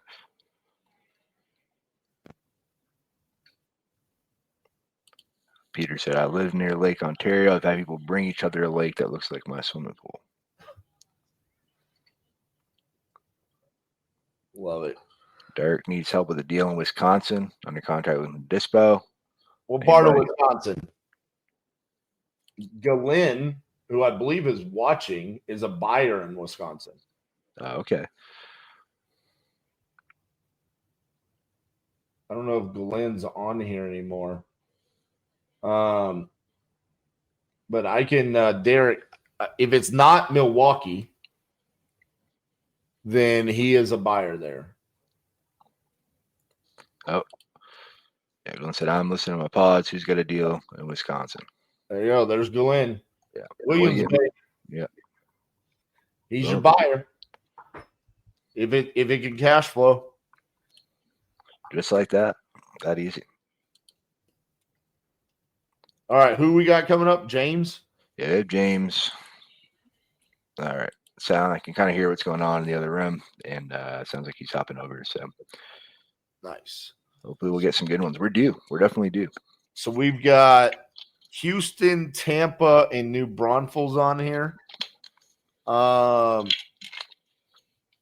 Dude, I'm gonna tell James which ones to call. Like, just based off of so when I buy leads, Ky, from Speed Lead, because this has been a hot topic lately. Like, how do I know which ones to buy? I'm going based off of seller motivation, right? So on these, we've got an emergency reasons, we've got a selling a vacant non-occupied house, and then we've got tired of being a landlord. I will tell you guys, selling a vacant non-occupied house is just straight banger. I mean, that right there is great. how fast they want to sell ASAP. It's vacant. They've owned it for a very long time. It's not listed. Best time to call is anytime. To me, that's the one that you're calling. First. That's the one that you want right there. The other one, the Facebook lead for emergency reasons and a full gut renovation. That could be a fun one. Love that lead. Full gut is fun to underwrite to see if you can actually get it deep enough. So, yeah, man, I think James has got, in my opinion, out of the 3 sets of leads that you've sent over, I feel like James has the best setup of leads. I feel like there's a contract in here. Yeah, that's good to know. Yeah, I just kind of randomly grab some and run around trying to get set up. So that's good to know. So are there any other ones that you look out for that are like, hey, grab that one? Yeah, so funny enough, my opinion of financial reasons has really shifted lately. What I'm seeing with financial reasons is that a lot of times it's that they need money. So like that guy would be a financial reasons, right? I need 20K. I bought it 5 months ago. Give me 20K. And then just, it's like, dude, I get it. You need 20K, but where do I make money? There's no room in this whatsoever. And it totally makes sense for them to reach out and say, hey, I've got financial reasons. I think that's one I'd probably be leery of buying. Another one I really don't like is downsizing. Downsizing is one that's very like vague. It's also, it's like the guy I talked to, Amir. He was like, I want to just get a new place. It's like, okay, well, that's not motivation, really. Am I a piece of shit for going under contract before having a buyer? No, you're just a wholesaler, brother. That's what we do. That's too funny. All right, so I think we got James here. Hey, James, can you hear us? Yes, I can hear you loud and clear now. Awesome. Are you at a camera? I do have my camera on. How do I get this on? I've been on camera the whole time. Is there a certain way the to back turn room? This one? Might be because the Zoom's here. We're still figuring that out. So no, if we can't figure it out, it might just be a button on the bottom if you hit the settings. Yeah, dude, get off of Zoom if you're still on there. It won't let you use both. I'm in. So I left the Zoom and now I'm in StreamYard. Okay, go to your settings at the bottom, and then it'll ask you to select your camera. It says remove from stage, edit name, edit audio, and stop mic. Yeah. Let's see. Hold on. There's one more settings here. Next to mute, is there a camera thing? Like camera. Yeah. Let's see. Hold on 1 second. Let's see if this one works. There you are. There you are. Yep. Boom. All right. Boom. What's going on, man? Not much, man. How you doing? Doing well, bro. I think it's your first time on, right? Yep. First time here. Awesome, brother. I'm excited. Hopefully this will be the one. Lucky number 3 for the day. I just dropped the leads in the chat. Hopefully you should be able to pull them up. And then real quick, do you just want to give us a quick introduction on who you are, where you're from, and how long you've been wholesaling? Yeah, my name's James Thomas. I live right outside of Tampa, Florida. Been wholesaling for a little bit more than a year now. Started last October, and yeah, that's it. Love it. Awesome, James, I had to tell you, man, I love the value that you provide inside of the vault. I see all your comments, man, so I really appreciate that. And I'll tell you, looking at your lead list here, I told Ky before you hopped on, I think you got some really good ones. You said you're right outside of Tampa. I think you should call that one in Tampa because I'm telling you, between the one in Tampa and the one right above it in Houston, I think one of those is a contract. All right. Where are the phone numbers? All the way to the right. Gotcha. Holy shit, this sheet goes for days. All right. It's in A column. Got it. Let me see if I could. All right. So how do you want me to call? Just off my cell phone and put it on speaker, or? Yeah, be perfect. All right. Let's hit it. See. Tampa Paul. Tampa Paul. 813. Don't read the phone number. That's a hard habit to break for sure. I'll be sitting there by myself reading it. Yeah. All right. Let's see what he's got to say, Paul. Can you guys hear me though on here? I'm not on like okay. No, but I mean the phone? Yeah, I hear it ringing. Okay. Your call has been forwarded to voice. You're trying to reach is not available. Yeah, I just double dial them. Please record your message. Trying to find the address too. I mean, I'll drop it in the chat. Sorry, I should have deleted some of these fields. I was, it's running around. All right. So, yeah, it should be in the private chat. So that one I just put in there. Yeah. Okay. Cool. But yeah, if you look at like the last couple fields, like AN, AO on the Google sheet, you'll see it.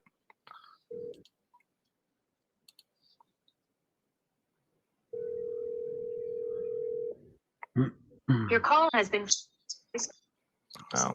It is pretty late there in Tampa. Yeah. I was. It's like 9, almost 9 o'clock. Yeah, I wouldn't triple dial. I mean, that's okay. Yeah, these are your leads. I don't know if you're on with the intro, but yeah, these are yours to take with you. So go up to that Corey in Houston, bro. Emergency reasons, full gut. Corey. Got it. Yeah, I think he's line 4. What time is it out there? 7:47. 7:47. Yeah. Perfect time to call. 9. Bro, this is going to be highly motivated, right price. You're going to call him, and he's going to be like, dude, give me $50K, and it's going to be a $400,000 ARV. I'm calling it. Well, let's find out. What's this guy's name? Corey. All right.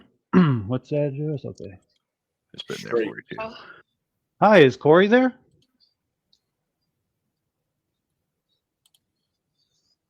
Hello?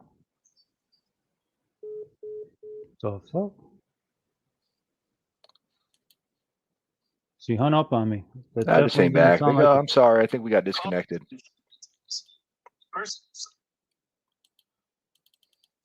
You guys could hear her talking on AJ? Yeah, I heard her voice. Yeah.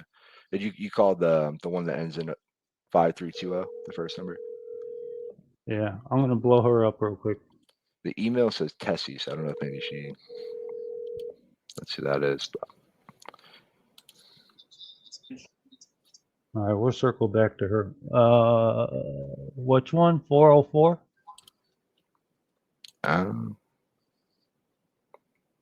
The next one you want me to call? You can do any of them now. I mean, it doesn't matter. That was the one. I'm telling you. Well, we'll find out. I'll keep you posted. This one is David. That's pretty close. Just guessing. ARV's like 350. I just pulled comps on it. I'm looking at it. Yeah, I'd call them again at the end. I got a good feeling about them. So this one is Hickory Street, right? Yeah, we're good. Yeah, we got time to you. Take your time. I feel you get a rush when you call them.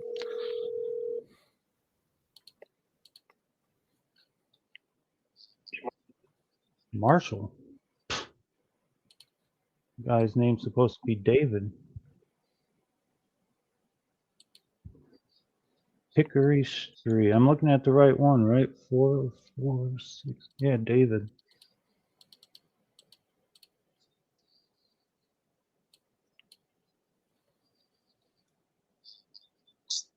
Ain't that a motherfucker? Let's circle back to that one chick. Let's just get her real mad and see if I could get her to calm down. 210.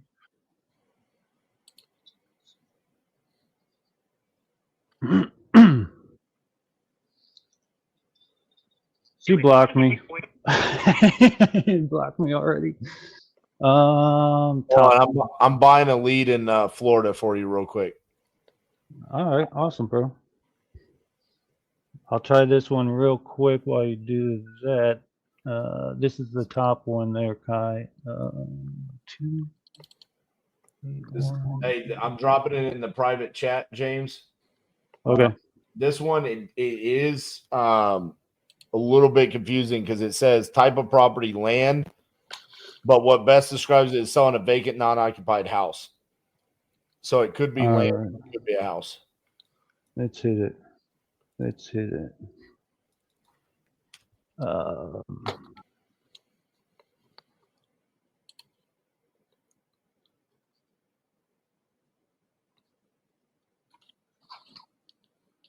What is the person's name? Kathy.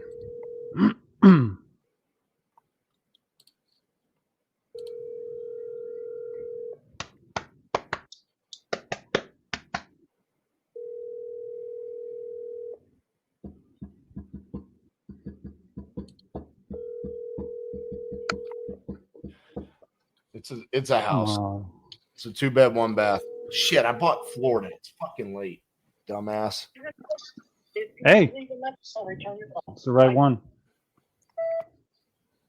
Yeah, it's we're pushing 9. Yeah. Let me get you something on the West Coast. That one was the right number though. I mean, everyone else seemed to be the different. I don't think I hit that bottom one yet. New Brunsville, Texas. Yeah, New Braunfels. New Braunfels? Yep. 51265. Yeah, it should be good. It's an Austin area code, so it should be right.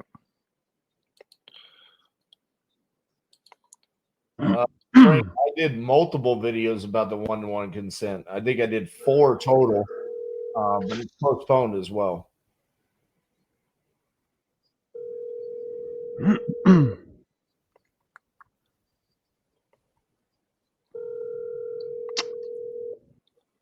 So we got Drew from Lead Zolo. What's going on, man?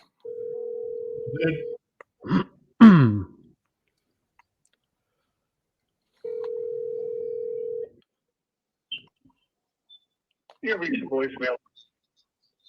That was the right number too. Give me about 2 seconds, man. I'm gonna get your lead here in just a second. Yeah, I'll call that Corey or someone for you while he's doing that, see if we can get him to answer my number. Okay.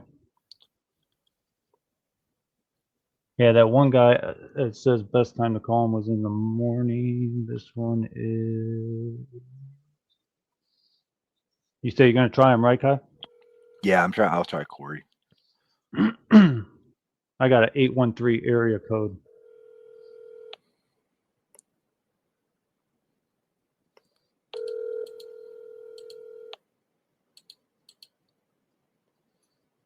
Your call has been forwarded to voicemail.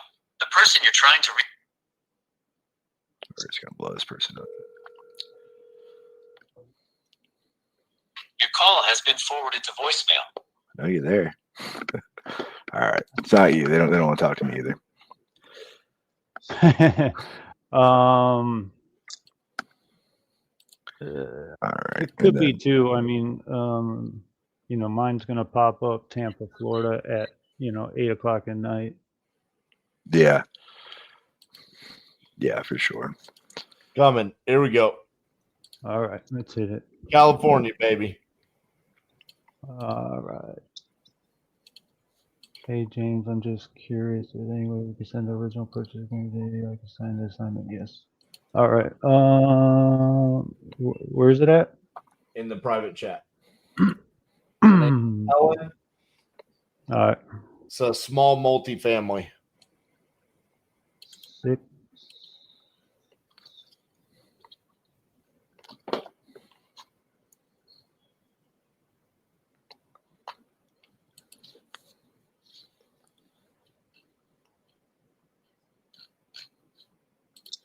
And what's the address? The address.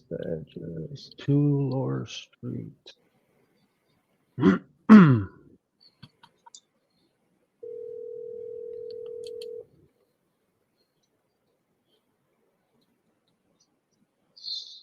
Hello, is this Helene? Who? Helene or Helen? Sorry, I'm not the best No, with. that's it. That's it. Yeah, so I was giving you a call because it looks like you requested us to give you a call about your property over there on Custer Avenue. No. Let me see here. Yeah, I did get the wrong address. It's actually Tulare Street. Tulare Street, See, 741 South Street. gotcha. Yeah, see, I'm not good with street names or regular names, so I apologize. Yeah, but it looks like you requested us to give you a call and you were looking to get an offer. I requested that you give us a call. Yeah, it looks like it.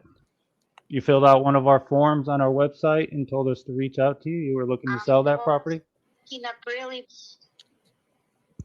It looks like you filled out a form on one of our websites. No. It also says tenant. Somebody's been Uh-oh. Uh-oh. Okay. Well, if you're not looking to sell, do you have any other properties besides that one that you might want to sell?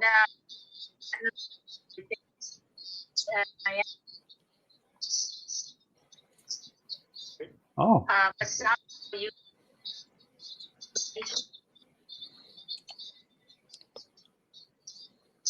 Yeah.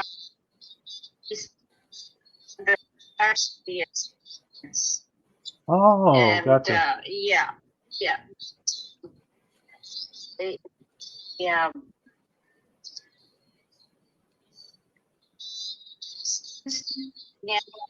Mm-hmm.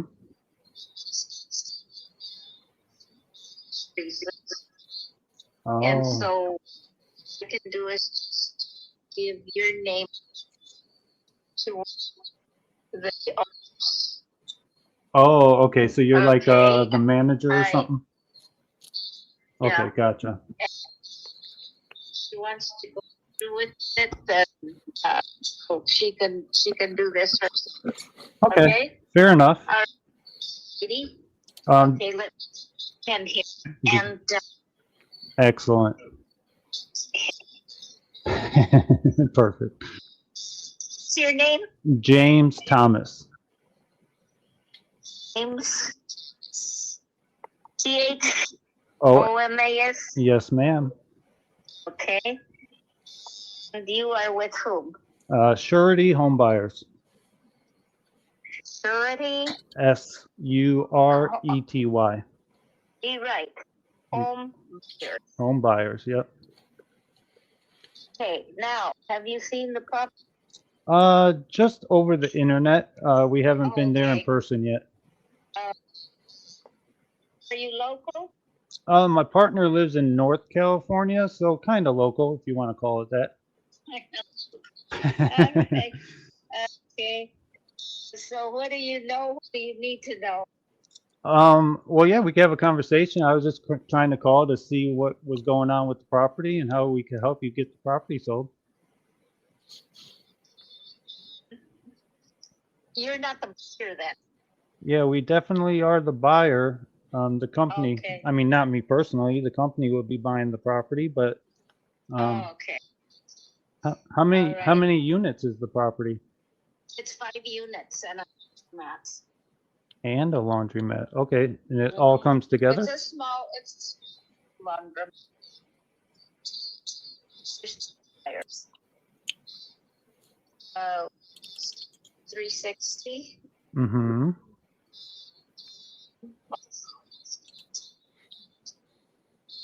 It's new windows. It's new furnaces. Windows, furnaces, buildings with a new roof.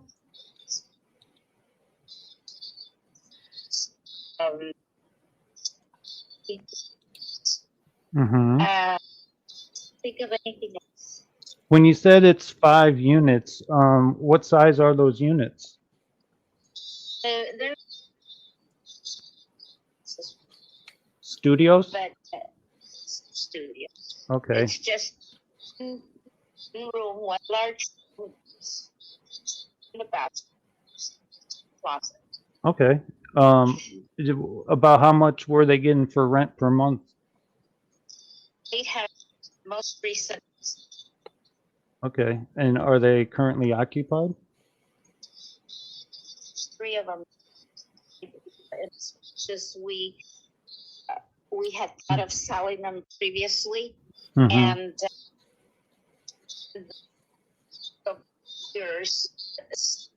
the only way they would buy was if they were vacant. This was at the very beginning that we were thinking of selling, and so we almost got rid of everybody. And then we found out that no, we didn't have to, get rid of the tenants. Are they And on a month to month or like a? month to month, no leasing, just month to month. Okay, great. And are the tenants wanting to stay if you did sell the property? I haven't questioned them, Okay. but they've been there for ages. Oh, ages. When you say ages, what do you mean by that? One of them, actually, I think he left just recently. Been there for like 40 years or more. 40. Holy cow. Yes, yeah, we've owned that place for, let's see, good 50 years or more. Oh, gotcha. So are you, because in the beginning of the conversation, you said you were like the manager, but you are the owner? No. My husband is the Oh. one that built that place. Actually, I'm the one that deals and wheels, turns the wheels because Okay. he doesn't speak English, and I'm the one. Pretty, I had to go through a bank that I found was in San Francisco. The owner was in San Francisco. It was just a 3 parcels. Vacant, and there had been nothing since 1800 something. There was no sewer line in there, nothing. My husband put everything in. Wow. So, yeah. Okay. So, How would you say right now, if you kind of had to say the overall condition of, each individual unit? I would say that it's decent because my husband really never let anything. He's 80, and I made him reach 65. Since he retired, he plays every day. He will go. He'll everything out. He's the one that replaced every single furnace. Mm-hmm. I'm the purchaser. He ordered the furnaces for the place. Oh, my daughter, she kind of has taken over. She's the one that had the windows replaced, and then my husband goes over there to make sure there's no trash and picking up trash and painting and checking things out. Okay. So I mean, there's always something going on, and really not let the buildings collapse and painting and whatever clean up. Okay. So overall, how would you say the tenants have been, though, the ones that are still there? Are they paying on time and all that? Of course. You're the lucky one. They wouldn't be there if. Well, actually, it's the talent. She manages one of the ages. I don't know if you're familiar with ages. Aegis? Yeah. AEGIS. Yeah, she's a manager of one of offices. Okay. Yeah, so she knows how to deal with people. Gotcha. Yeah, that's always good when you're trying to find the right tenant. Well, it's not like you're finding them if they're staying there for 40 years though, so that's good. Yeah, three of the brothers were there, each one with their own apartment, Mm-hmm. and two of them were original from the day we opened doors. They died there. They died there? They died there, yeah, after like 40 years, 45 years. Mm-hmm. And then the third brother moved in, and he just recently moved out. Some personal problems he was having. Oh, gotcha. Okay. Yeah. Sorry to hear that. Anyway, yeah. We've got, I believe, 3 or 4 of the units are Okay. I'm not sure because I don't go move around very much, and just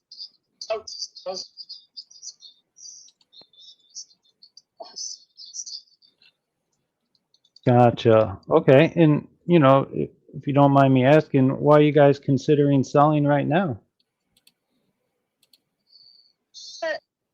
it has to do with my husband is in his 80s, and he doesn't want. I don't want him having to do any repairs or anything in the future. Yeah, it makes sense. You know that there's nothing to be done right now, but eventually somebody will break something or you know, and since they're new windows, new furnaces, new roof on one of the buildings, and the painting and everything, it's time that we get out of this business so that we can relax. Yeah, relax a little bit. Okay. Maybe go somewhere, you know. Yeah, And travel. yeah, and we're travelers. We are travelers. We first built those apartments, and we took off. We went on vacation, and we didn't get back. Let's see, 4 or 5, a good 6 weeks we were gone. Oh, wow. We left in April and didn't come until July the 4th. I'm serious. Wow. I mean, that's pretty amazing. We went throughout, since I lived in Mexico with my parents. Mm-hmm. So even though we were born here, we had roots because we had lived there. My dad wanted us to live in Mexico somehow. Mm-hmm. He had this load of money, and he thought we could make it. But then one of my baby brothers died, and then one of my older sisters got really sick, and my mother said, no more. I'm going to end up burying all my children here. They can't take this climate or the water or whatever. She says, either we go home together as a family or you're going to stay behind. Oh. She threatened my dad, and my dad says, no way. I'm coming too. Oh, wow. Yeah, but baby brother is buried in Mexico. Oh, I'm sorry. But yeah, we lived in 2 different places, and it's beautiful over there. Yeah, well, you know, maybe we could put some more money in your pocket and you guys could travel and go down there and see each other. No. I don't want to go. Oh, you don't want to go Mexico. see them? Never mind then. Okay. I want to go see family. Family. I've got family in New York. I've got family in North Carolina, Alaska. Well, let me ask you this. I was kind of just, you know, briefly looking over what I saw here. I'm just curious. How did you guys, you know, land on the number 360? Is that like a certain number for a certain reason, or? I inquired the neighborhood. Mm-hmm. There for a while there were several places that were up for sale. That's what I did. And in as much as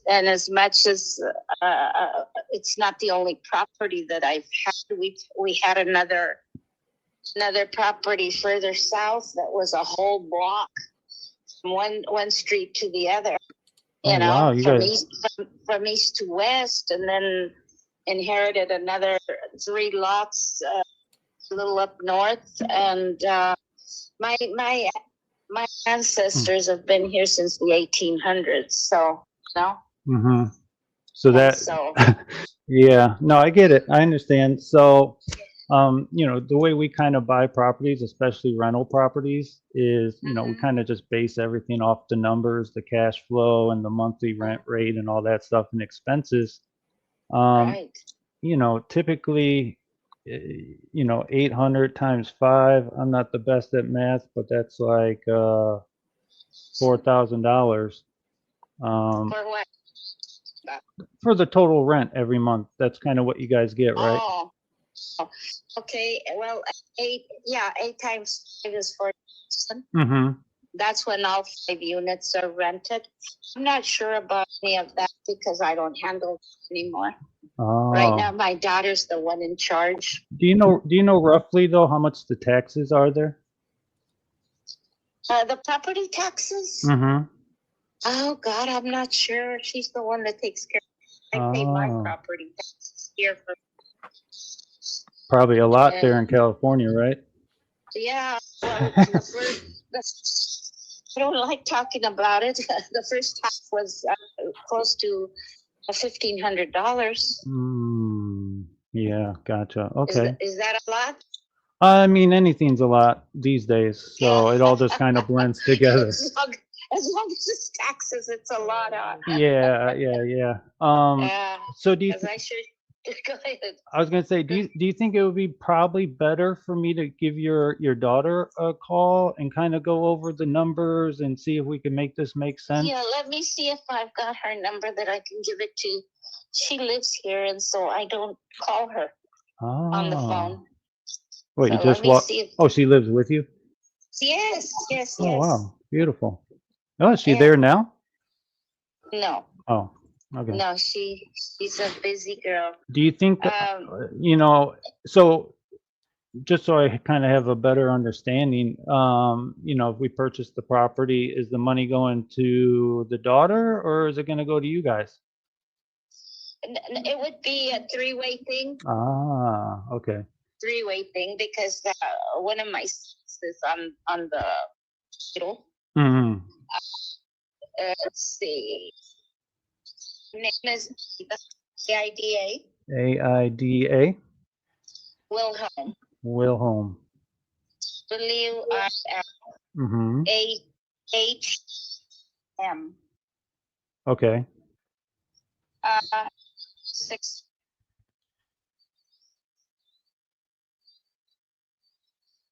Can you say that one more time, please? I'm sorry. Mm-hmm.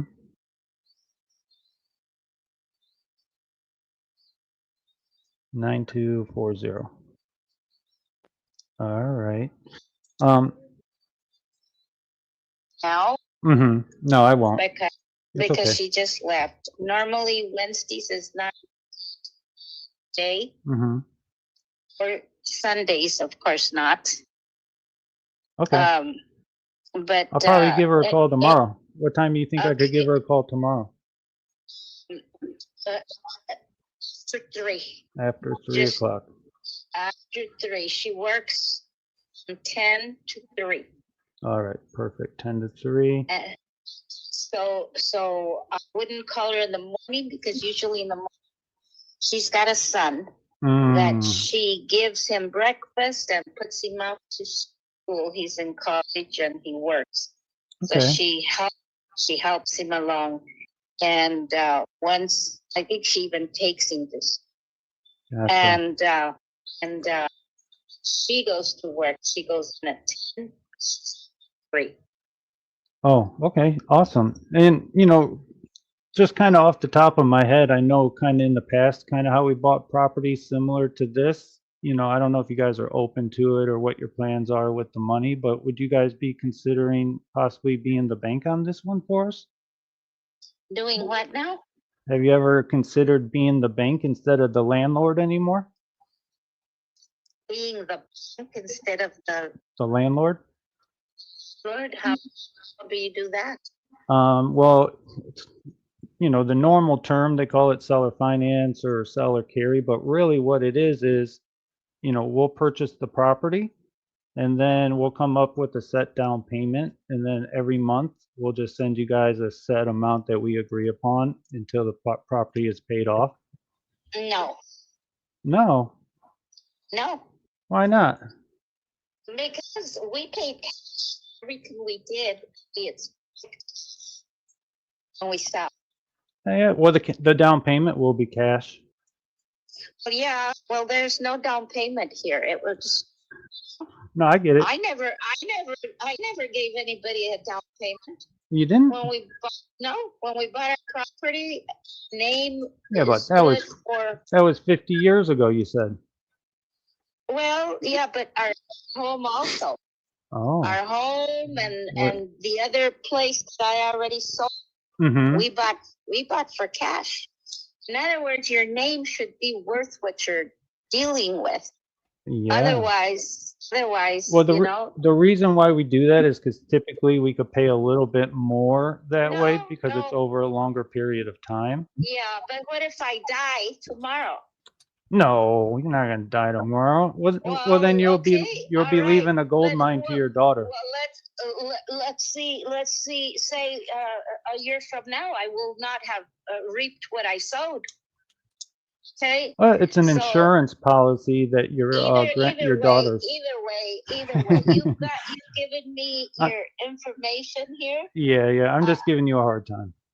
Yeah, you're giving me a hard time, and I wanna watch TV. Okay, I'll give your daughter a call tomorrow and kind of get some more details and see if we could work something out. There you go. Let's see what she says. Okay. Yeah, she'll probably. But yeah, no. None of this. I've got a friend that her husband. Oh my God, I don't know what kind of deal he got, but they gave him a certain amount. Mm-hmm.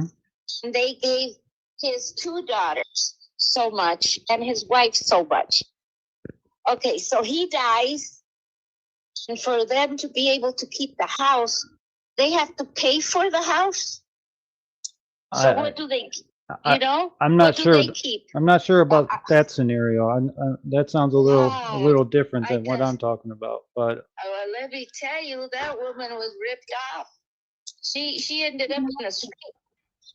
oh yeah, no. We would use a title company and lawyers would look over everything. Now I'm not sure what that deal was, but yeah, it's okay. I'll talk to the daughter. And how do you say her name again?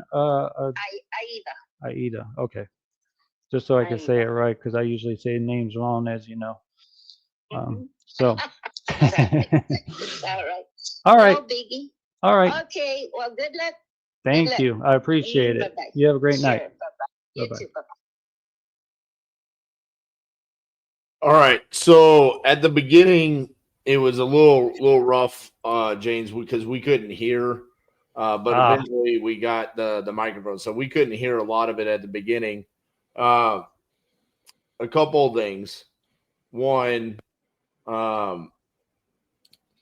I know this is like a chaotic setting because we're live and leads are coming, but make sure that you're prepared for the call, right?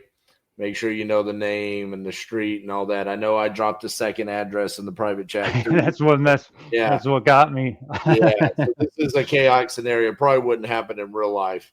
The other thing, you have a nervous tick on a call, and I don't know if anyone's ever told you about it. So I don't want you to take this the wrong way, but no, you're good. Yeah, one thing I want you to take away is you always respond to the seller while they're talking. Like you do that. I know, that's why I did it. Yeah, that right there. Mm-hmm. Like, I kind of thought that it's like I'm acknowledging what they're saying, but I understand what you're saying. Yeah, but when you have a talker, dude, you did that about 750 times. Like, you almost need to sit in silence to let that person know that they need to let you talk, right? So you're almost letting them know that hey, I am giving you the floor. And then when they're done, then that's your opportunity to take the conversation back over. But you were always like, okay.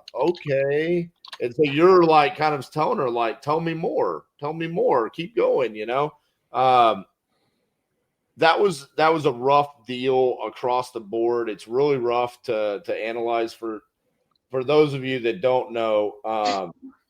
That was like essentially they built on tax records. It says 624 square feet. I guess there was multiple buildings, probably ADUs built on there. Did she say something about a laundromat? Yeah. She said that they own a laundromat next door too. I don't even know where that is. I was looking on Google Street View. On top of it, like, dude, I don't know what's happening there. It just a really weird property. Overall, though, I mean, my biggest thing would be I didn't hear how you would normally structure a call. Like, I didn't hear what that process would be. Like, for example, if you listen to my calls, unless I get just completely thrown off, it's very repetitive where it's, hey, are you looking to sell? How much are you looking to get for it? Tell me a little bit about what you got going on. And then we're in it, right? I couldn't identify what your process was there. Was that because you got thrown off, or is it because you just like improv? No, well, in the beginning, that's why I kind of said it to her in the middle of the conversation too, because in the beginning, she said, "Oh," I was like, "Are you the owner?" And she's like, "No, I'm just the manager. I could get the information from the owner." And I was like, "Okay, well," and then she's like, "Well, I could tell you a little bit about it." She started telling me a little bit about it.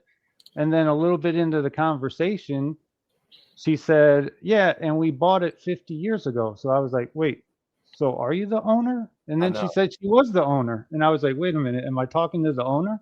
Yeah. So I didn't want to waste time in the beginning. If she wasn't the owner, I would have just went straight to, give me the information to who I need to call. But very strange call. Very strange call. I just felt like the whole time you felt uncomfortable, and then I just felt like the conversation was uncomfortable, right? And it just, I think it was just really difficult to navigate. I mean, I can't think of a time where I've looked at a property before where I could say, I have no idea what you should offer on this. I legitimately have no idea. I mean, I don't even know if there would be an offer because it literally looks like she went 50 years ago and bought shacks from Home Depot or Lowe's, which they didn't exist 50 years ago, I don't believe, and just threw them up, and now they're renting them for $800. Yeah. It's a weird one, bro. I'll tell you my weakness on phone calls, and you can ask anyone on my team. It's hard. It's hard for me, especially an old sweet lady. She probably hasn't talked to anyone in a while. It's hard for me to cut them off to get the conversation going where it needs to go. She's telling me stories about going to New York and vacation. Like, it's unnecessary, but I need to figure out a way to. And I try to, I try to be like, okay, so how'd you come up with the number of 360 or whatever to kind of get her back in? But that is one of my weaknesses, if I had to say. A lot of my calls go a lot longer than they probably should. I can see that. Mm-hmm. Well, man, thank you for hopping on here and doing this, man. I mean, it takes a lot of guts to hop on alive and do this, and so I appreciate you doing it. Yeah, anytime, man, anytime. Appreciate you guys. Keep providing the value in the group, man. I love what you do. Yeah, cool, man. Nice talking to you too, man. It was nice meeting you. Yeah. All right, man. All right, good job. Later, James. Take Ky, care. are you still good, brother? I got time. Yeah. We got to get somebody. Somebody's got to give us some. You dying over there, or what's going on? Yeah, I'm good. I'm ready. I'm ready to get something. All right, let's do this, people. We're beyond you now. So somebody's got to go. Let's see what we can make happen over here.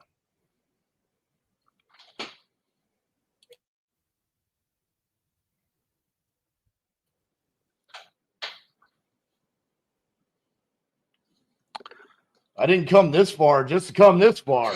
Right.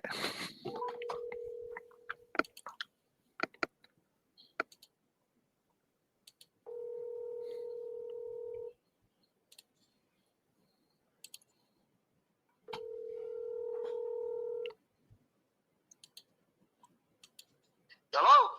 Hi, is Anton there? Yes, who are you? Anton, this is RJ Bates. I'm calling about your property there on Custer Avenue. Looks like you talked to Gwen about you need to sell that property. Is that correct? Yes, I will sell it, yeah. Awesome. How much you want for it? Well, I already have 190. I have an offer. So I have an offer, but I didn't sign the contract yet. Why not? Well, because I want to talk to my son, about it, so. 190. So is that the magic number? That's what I want, cash, for Aziz. As is, okay. So the guy that came along and said he'll give you the 190, he sent you over a contract, but you said you want to talk to your son. What are you going to talk to your son about? Well, I probably put him on his name, Oh, the property's in your son's name? No, he's on my name. I could put him on his name. Yeah, so it's my problem with him, yeah. I got you. So you might not be in a position that you want to sell it. You might want to give it to him or something. I will sell it, but I need to talk to him the conditions, how it goes, so. I have so many calls, man, from Washington, from Texas, from California, especially every little city. I don't know what they want, really. Yeah, I know. I wanted to do a deal. It sounds like we can't do a deal tonight. It sounds like you got to talk to your son, huh? Yeah, well, this I don't have no insurance now on it because the roof has to be done, and because I didn't do the roof, they discontinued me on 23rd of February. Now in January, because I supposed to renew it, and they said they don't want to renew it because I didn't fix the roof. So I said it's okay. I want to sell it anyway, as is. I want to buy it as is. Yeah, but you got to give me an offer. But if I make you an offer, are you gonna do the deal? It's got to be above that offer that I have already. It's got to be above it. Of course, if this guy gave me an offer and sent me, this, so why should I sell him less? Because you like me more. I You mean, see what I'm saying, right? I mean, why wouldn't you want to sell it to me? I mean, we're already friends. We've only been talking for 3 minutes. I mean, I'm just saying, if I were to say I'll do more than 190, what's to say that my offer is not going to go into your email box and you're not just going to wait for the next guy to come and say, well, this guy RJ, he gave me more than 190, but if you can give me more than RJ, I'll sign with you. That's what I'm saying. I just want my offer to be accepted. I want to buy the house. I would go for it, if you go a little higher, but I have to receive that quick, and how that gonna go? I'm gonna email it to you, and then you're gonna sign the contract, and I'm gonna sign it, and then we're gonna open up title, and then we're gonna close in like the next 3 weeks. Yeah. Cash, no realtor commissions. We cover the closing costs. That's what these guys do too. Yeah, but I know, but you don't like them. You like me more, and I'm gonna give you more money. Maybe. I don't know. Maybe I'll give you less. No. You don't like that. You want more. No, I don't want less. No. All right, so only more. I got you.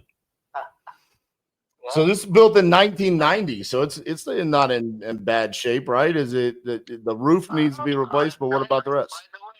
By the way, this is rented. I have tenants in there. Oh, how much? I have tenants in there since 2003. How much did they pay? I know $1,000 because I made the deal with them. They've been a long time there. So what if I need them gone?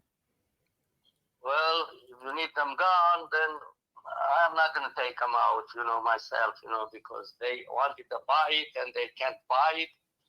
They said they have no money enough. They don't qualify in a bank. So certain things like this. So I said, if I sell somebody the property, they want to keep you in, you stay in, or you want to stay in. If not, you have to move out. But I'm not going to do that before. Gotcha. All right, so they stay. I mean, I might want them to stay, but they're gonna have to pay more. I mean, if I pay $100, That's up to you. I know. I told them, hey, I've been that way with you, but next one, I don't know. I mean, if you want to sell it to me for less, I can take less rent from them. I mean, but if you want to sell it to me for $190, Don't make me any good if I take less. I got you. All right, so they're in there at 1,000, but that's month to month, right? They're not on a long-term lease. No, there is no contract, nothing. Okay. All right, and then how much more than 190 do I have to get you for you to say yes today? Well, I don't know. What do you think? I have no idea what you think. I mean, that's why I'm asking you. You would tell me. I mean, my first number would be 191. Why wouldn't I go there? Yeah, it's still above, yeah, but it's above. That's what you wanted. Yeah, that's how it goes in action, huh? Yeah. But I mean, you've got 190, but you said you got to talk to your son. That's what scares me. You know, I mean, if I tell you a real number and then all of a sudden, you know, you say, well, okay, I got to go talk to my son. I tell you what, I talk to him. I'll talk to him. And if, because he's not here now in town, so he come back in a weekend. So when he come back, he's going to look through that contract that I have. That's why I didn't sign the guy. But if you come up with a little more, I might reject this and take the other, take yours. See. But I don't know, this guy been dealing with me for a long time, you know, since last year. A long time? So I'm going to have to deal with you. Last year. I'm going to have to deal with you for a long time to get this, huh? No. Well, that's what I'm saying. I mean, I don't like my offers just sitting out there. And it sounds like that's what you want. You want me to make an offer and then you want to think about it. And you say a lot of people call you. Maybe the reason why a lot of people call you is because you're not making a decision. They call me, they leave me messages, they send me papers. So many that I'm about sick of it, you know. Too much. And we can make it all go away tonight. some people go, you know, some people go, oh, they say, okay, and that, and then they call me back. Oh, I give you 150. So give me a bad break, man. I have this guy here, you know. Yeah. So the 3.5, over 3.5 acres, and this, it's a nice place there, you know, on the Big Bear Mountain is California. No, natural gas, own well, water well, not sharing with nobody, you know. A little guest house in there. So if I were to come in and I were to fix this property up, the new roof, I fix all the inside, make it new kitchen, bathrooms, what do you think this property would be worth? That's what I've been told by the real estate. No, how much? How much would it be worth if I fixed it up? If I fix the roof, because not much. There's a deck in the back, you know, their porch, so that could be fixed, and the roof is simple because the roof has only one layer. It could be laid another layer on top because that's not against the law. Yeah, I'm not worried about that. I know the condition. I'm saying if I were to fix it up. I can sell it if I put the roof on and so on for $260. $260. Just with the roof and the back porch, so nothing on the inside. The inside, I haven't been there for 4 years, man. That's what I'm saying. So it would need some work inside for sure. But Well, it depends everybody's taste. But these guys been there for so long, and they didn't complain anything inside or so. Right now, before yesterday, what was that? Not Saturday. They cleaned up the septic tank. I had to pay for it. You know, so I changed not long ago the pump and the pipes, you know, on the well. I changed the water heater. That's what I'm saying. But I mean, listen to all this stuff and now you don't have insurance on it. I mean, what would happen if the house burned down tonight? Who cares? Who cares? I think your bank account, because you're not going to get your $191,000. Yeah, that's right. But I don't have that now. I can go there and do it myself, and then put the insurance back when I sell them more expensive, right? You could, or you could sell it right now, since you've got a buyer on the phone. Yeah, you have a buyer. I have a buyer, but I don't know you. I don't know who you are and what you're doing. Would you like to look me up? You buy a computer? Are you from Texas? No. I am. Are you from Texas? Which part of Texas? Fort Worth. Fort Worth. Don't confuse it with Dallas. We don't like Dallas. We're the good ones over here. You do. Everybody's good and bad, you know. You from California? No, I'm in Arizona now. Oh, you're in Arizona. Well, I live in Arizona, so that's why I'm an old man. I want to sell it, you know. Love it. Is this the only one you got to sell? Yes. So once you sell this one, you're done. You're off to the races. Yeah, well, I have to buy a house on the ground, you know what I mean? Well, $191,000 would help you do that, right? I guess so, because the cemetery not going to cost that much, huh? I'm just saying. That's your number. You know how rare it is for me just to call someone and say, what's your number? And then I give it to them. And here's what confuses me, Anton. You said 190. Beat it. And so I did. And I don't know what we're doing right now. Sounds like you don't want the money. You did 191, huh? I asked you what the number was, and you said, what's your number? So I gave you my number. I still haven't heard your rebuttal. Let me talk to my son. I have your phone number. I called you back. What's your name? I can't do that, Anton. Here's the deal. My name is RJ Bates. Here's the problem with you talking to your son.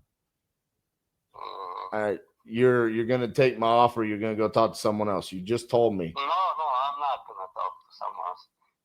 If I get that high, it's okay for me. You wanna call your son together? Yeah, I will call my son. Yeah. I'm saying let's call him together. Let me talk to him. Yeah, no, he's not here, man. He's out of town. So when are you gonna talk to him? In the weekend, he's coming back. Weekend. The money's gonna be gone. You a poor guy, huh? The money's gonna be gone. I'm in the mood to buy the house. You know what time it is here in Texas? Yeah, probably. Let's see, what is it now? 7:39 here. 7:40. It's 8:39 here. I don't call sellers at 8:39, but I saw your stuff come through, and I said Anton wants to sell his house. In fact, I thought on here it said you needed to sell it ASAP. That's what it said. I did not put them in any. You talked to Gwen, right? You remember talking to Gwen? To who? Gwen. No, I don't think so. I don't think so. No, that's how I got your info, Anton. You talked to Gwen, said you got a tenant-occupied property, you're tired of being a landlord, there's no mortgage, it's not listed, and you want to sell ASAP, and you gave me the address. But listen, Anton, it sounds like you're not in a position to make a decision. You want to talk to your son, so I think I'm just going to have to let you do that, and best of luck with the other offer, okay? Okay. All right, Anton, talk to you later. Okay, God bless. Bye-bye. Fuck! Another one. Fuck, yeah. Man, that one was a good deal. I had that one. I had the ARV and in the chat, we had the ARV at 360. I put it at 318, but just round up to round number 320. Put it at 40,000 in repairs. At 190, that would put us at 40,000 in potential profit for the end buyer. I mean, it could have been a good deal with us making a $10,000 wholesale fee. Man, shit. I really don't want to not close the deal, Ky. I'm down to keep going. You know, the problem that I have here is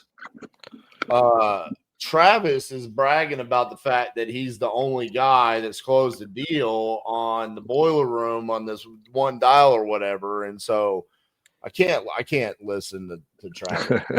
It is true. As of now, it is true. We've gotten a couple the day after I've locked up, but I haven't got Travis was the first one to get one locked up live on the boiler room.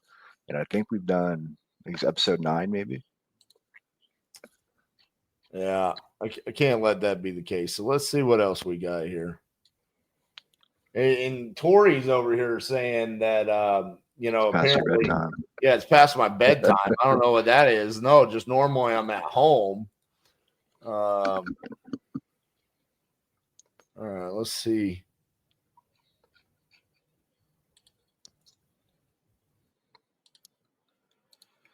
Yeah, if you do want to wrap it up, we can come back. You can come back next week if you want, or next time we do it. I want to close the deal. All right, let's do it.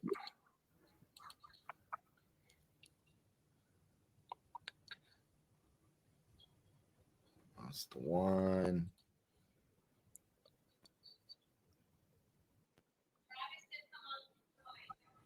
Oh, that is true. Yeah, Bree just yelled Travis. That was the second time Travis came on. Full disclosure. Doesn't matter. We're getting a deal. I'm with it.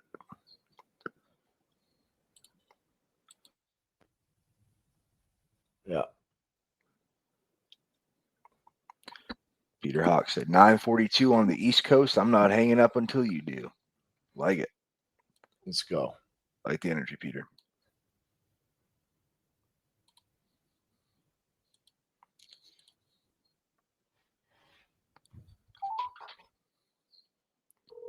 Thank you. Colts for the wins.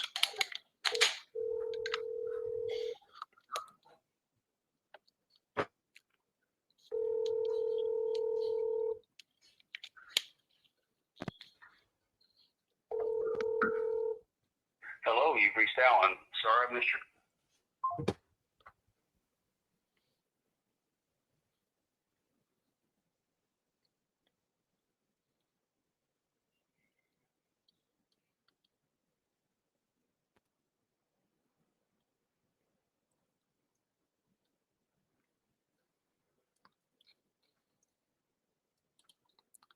Got Jamaica in the house.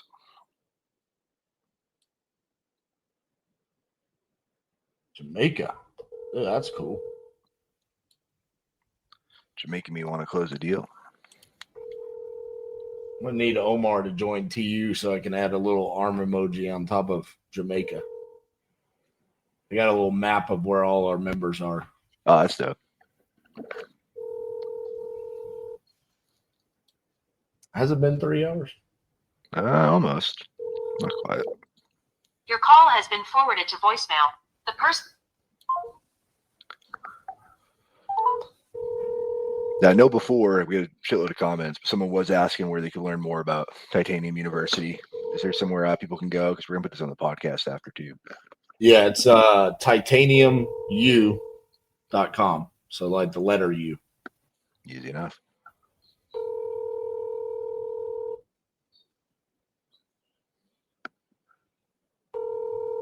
Your call has been forwarded to voicemail. Future Life, I could have. The problem was just with his attitude, I feel like he would be the type that would cancel on that. So I'd rather just like kind of hardcore sell and just be told no. Like I'm not gonna do a deal. So all right, very good.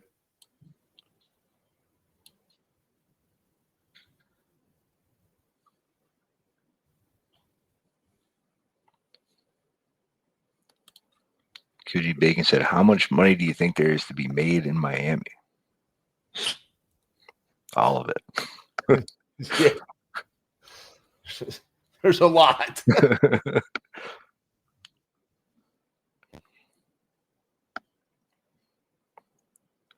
More than you probably need. All right. More than I can count to you, that's for sure. Yeah. These all ISP to leads. Yes, they are. ISP to leads. Yeah, leads. That's kind of a tongue twister.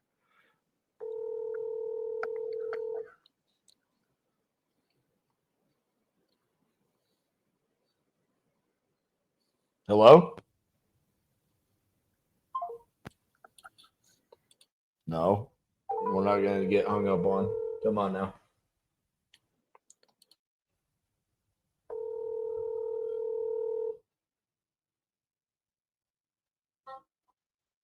Hello, Hi, is Abraham there? speaking. Hey, Abraham, this is RJ Bates calling about your land there in Yoder. Yeah, I think we got disconnected the first time I called, so I apologize about that. But looks like you spoke to Ashley about selling that land there. Are you still looking to sell? If the price is right, Awesome. What's the right price? it's 40 acres, looking for 100. 100,000? Yep. Speaking my language. You want to sell or finance it to me? Do I want to finance it? No, I'm 82 years old. I'm not going to be able to carry that through. Gotcha. Cash only. All right. Well, while I'm pulling this up, take a look at it. How'd you come up with 100,000? Judging from what's going on around me and how the properties are being scooped up, I figure it's got some value. Gotcha. Let's see here. So this is on the first software that I pulled it up. It says it's like rangeland / grazing. Got it. Gotcha. Okay.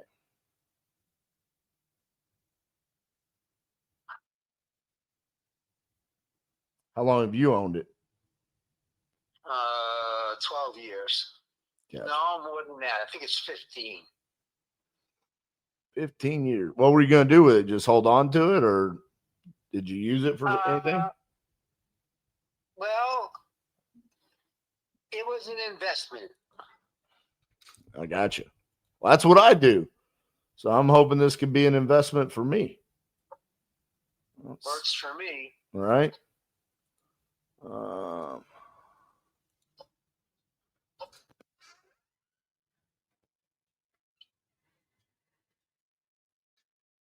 Bear with me. Just pulling up some information here. Trying to get a good idea. I'm assuming you own it free and clear, right? Yep. Okay.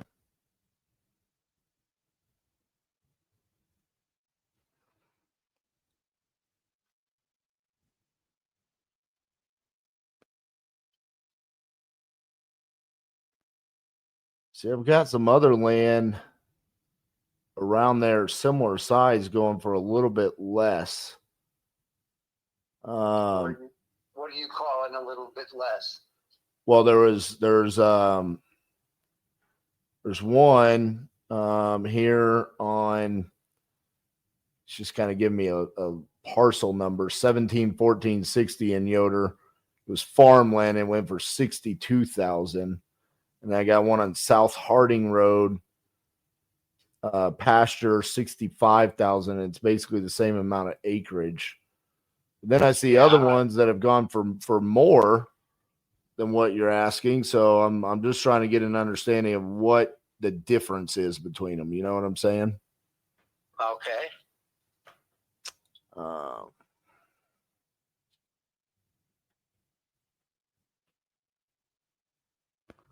Because just like you did, you made an investment on this. That's what I would be doing. So my intentions would be that I want to be able to, pay a fair price today and not start out from behind. So I'm trying to decide, like, well, what made some of these sell for, 85,000 and 65,000 when we've got others selling for, 100,000+. What was the difference here?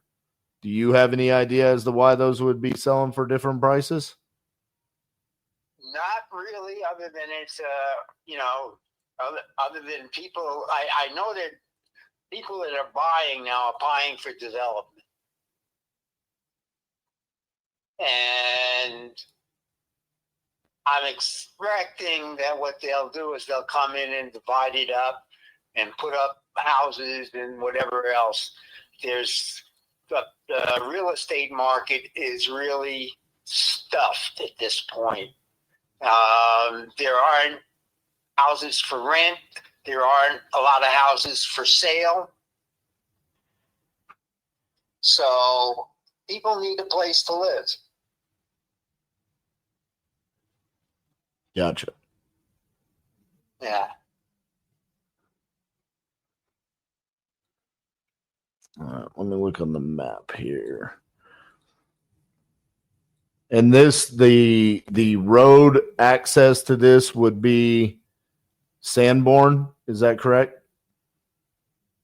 I don't.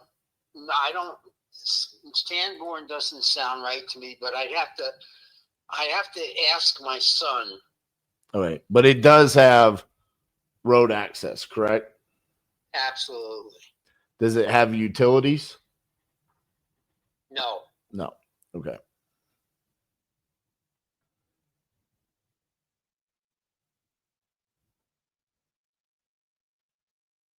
Now,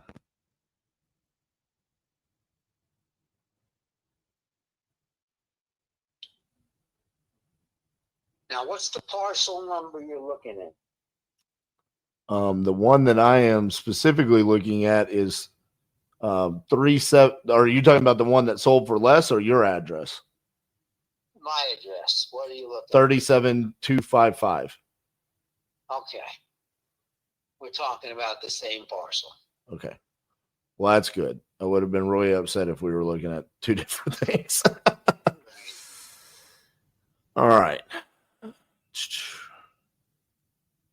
So you bought this on a quick claim deed back in 2014. Is that correct? That's about right. Yeah. Okay.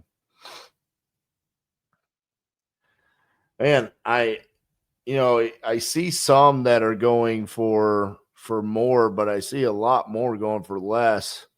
And it's kind of concerning me a little bit. I'm thinking I need to be less than 100,000. Is that like a firm number that's what you're going to get no matter what? Yeah, kind of.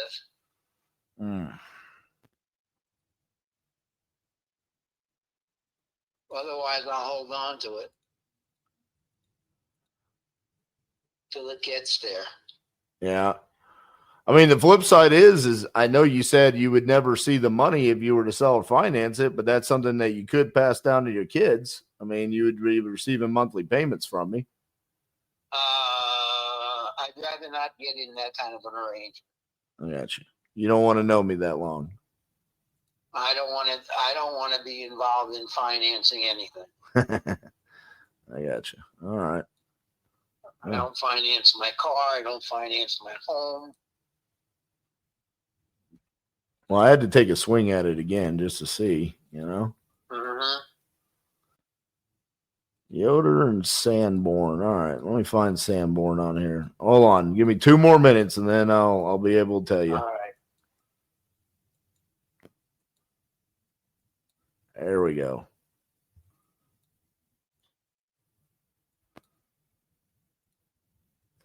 So we got 40 acres on the market right down the road from you, 67,000. That's on South Harding. And then another 40 acres, 65,000.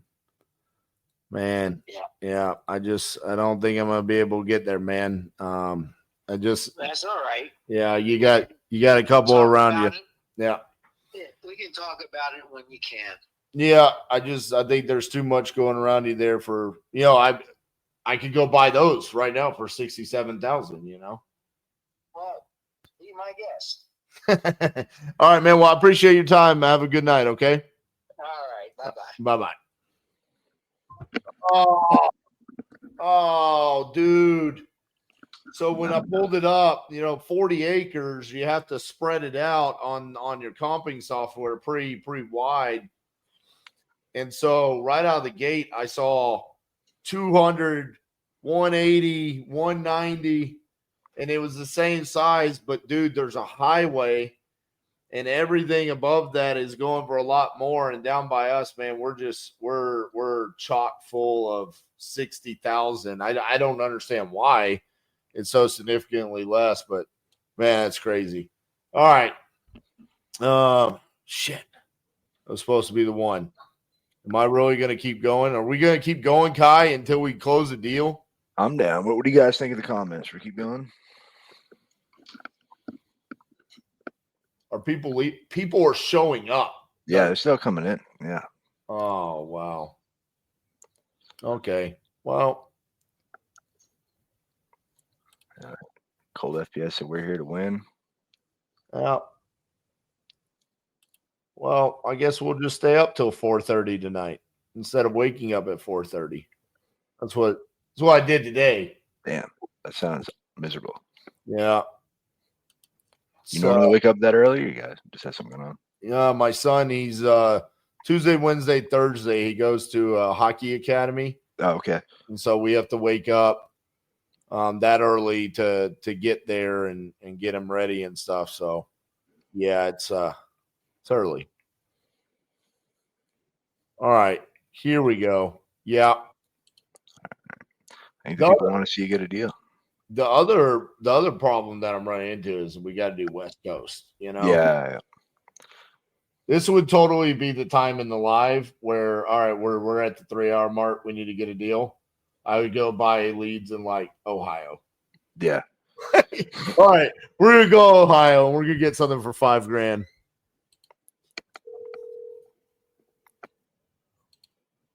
I'm good. Hi, is this the? Well, I was looking for a Robert Keller, but you definitely don't sound like Robert. Yes, I was calling about y'all's property there in Paradise. Looked like you talked to Sam about needing to sell that property. Is that a property you guys are still looking to sell? We really don't have it on the market, but we would be open to selling it. But like I said, it's not on the market right now. Okay. How much would you want for it? The very bottom line is 80. 80. Okay. Can you do me a favor? Because the way that they entered this in, I just have Mole Road. I don't actually have the. There's no address because there's never been a house on it. It's property only. It's land only. All right. It's land only. There's no structure on it. There is water that comes from the city. And that's it. There's no electrical. The electrical is right there. But it has to be installed. You need to have a building to install it. The fire went through that area, as you probably know. So all the trees are gone, unless there's something that started up, right. since the fire. There are road coming in and road coming out, but there's no legal easement. So you would have to adjust that. Okay. And if you've ever bought or know of property up in Paradise, water is an issue. But we do have a meter. We've kept that going. So we do have, access to water. Gotcha. Out of curiosity, how did you come up with the price of 80,000? Originally, many years ago, we paid $60 for it, and through the years, of course, we put some improvements on it. No structures, but improvements. And, you know, with the cost of running it and so forth, I mean, just taking care of it through the years, that's the price that we have. And that's actually low. It's low for the amount of I land, think, or no, I would like to get $100,000 for it. But, you know, after the fire, that kind of decreased it a little bit. So I really have second thoughts about it. At times when we don't need it, we're never going to build on it. So I was thinking we'd just sell it. If not, it just goes to our children. So, you know, it's just, that's why I'm telling you about it. Gotcha. Because it's not an easy property.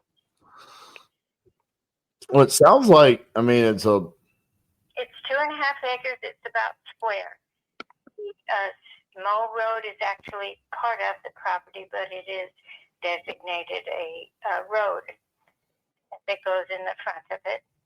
We did at one time gain grant access, legal access easement on that road to the neighbor that would be across the street. Their house, of course, burnt down. And you would have to gain easement further down Mole Road from, you know, the other landowners. Or going the other way on, I think it's Mattel. Either way. Gotcha. All right. Well, let me see. Looking around the area.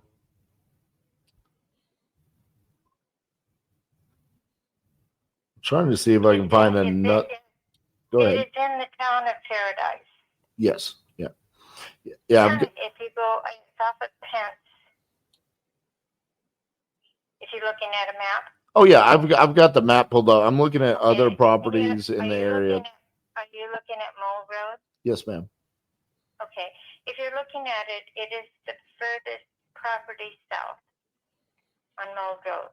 It stops. When it turns into, I'm thinking it's Mattel. Mattel. So it goes, that's the corner of the property. The corner goes from there down, I think it's about 250, 300 yards or feet. Right. Down to the next corner, and then it's pretty much square. Yeah, I'm looking at it.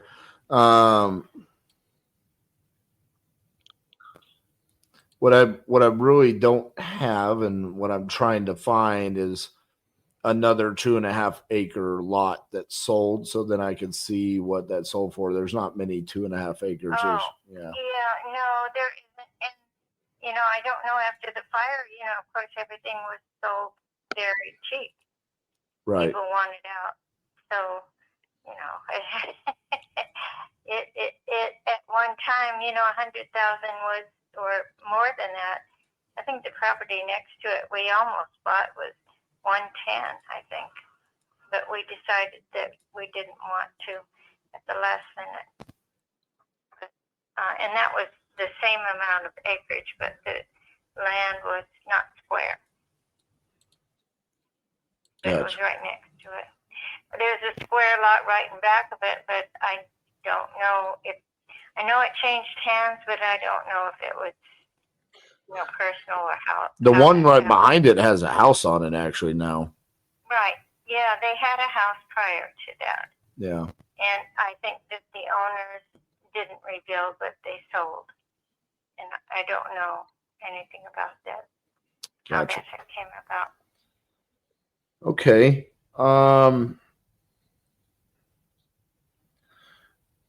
So the way that it works with us is, you know, we're cash. There's no commissions. There's no realtors involved. We cover the closing costs and stuff like that. The 80,000. You said that number, you're not willing to budge off of that at all, right? No, not really. No, I don't want to, we'll just eventually it's going to be, worth more. We'll just hang on to it. It's just, it'll go to our kids and they'll sort it out. Even if it was really close to it. No, I really, as I said, I wanted 100,000, but I'm willing 80,000. It just sounds right to me. I don't know. That's just me. Okay. All right. Well, let me see if I can make 80,000 work. Give me 2 seconds. Let me look this up on a different site and let me see if I can find some other information. Give me about 2 minutes, okay? So the house, the lot neck behind it, in 2020, it's 2.5 acres, sold for 80. In 2020, there's houses that are worth 500,000, 600,000, 700,000 all around there. I'm thinking that this has to be. She said the fires came through there, so this must be an area where everything is going to have to be rebuilt, right? But I don't have any comps on like 2.5 acres.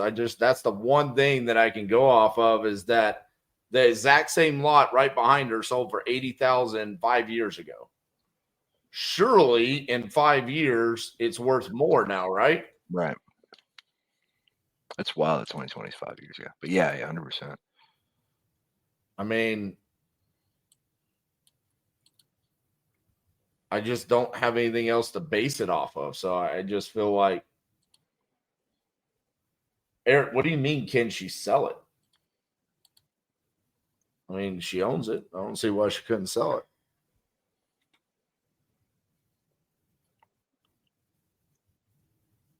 Prices were high. I don't know why prices haven't gone down on vacant land in areas like significantly. I mean, if anything, it's only gone up in 5 years. I mean, all my properties have gone up in 5 years. I can tell you that. All right. So you said 80,000 sounds right to you.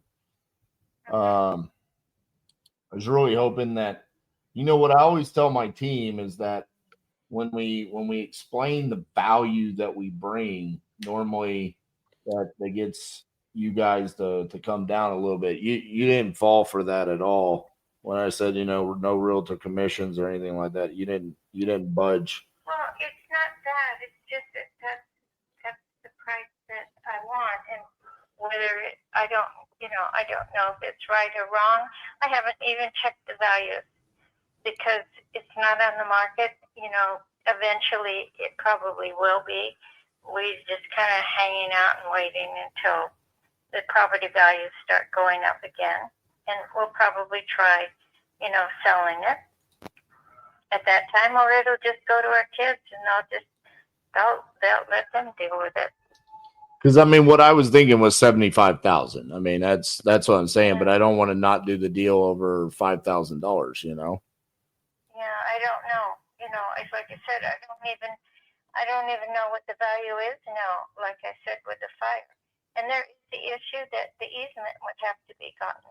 And I'm not putting any money into doing that.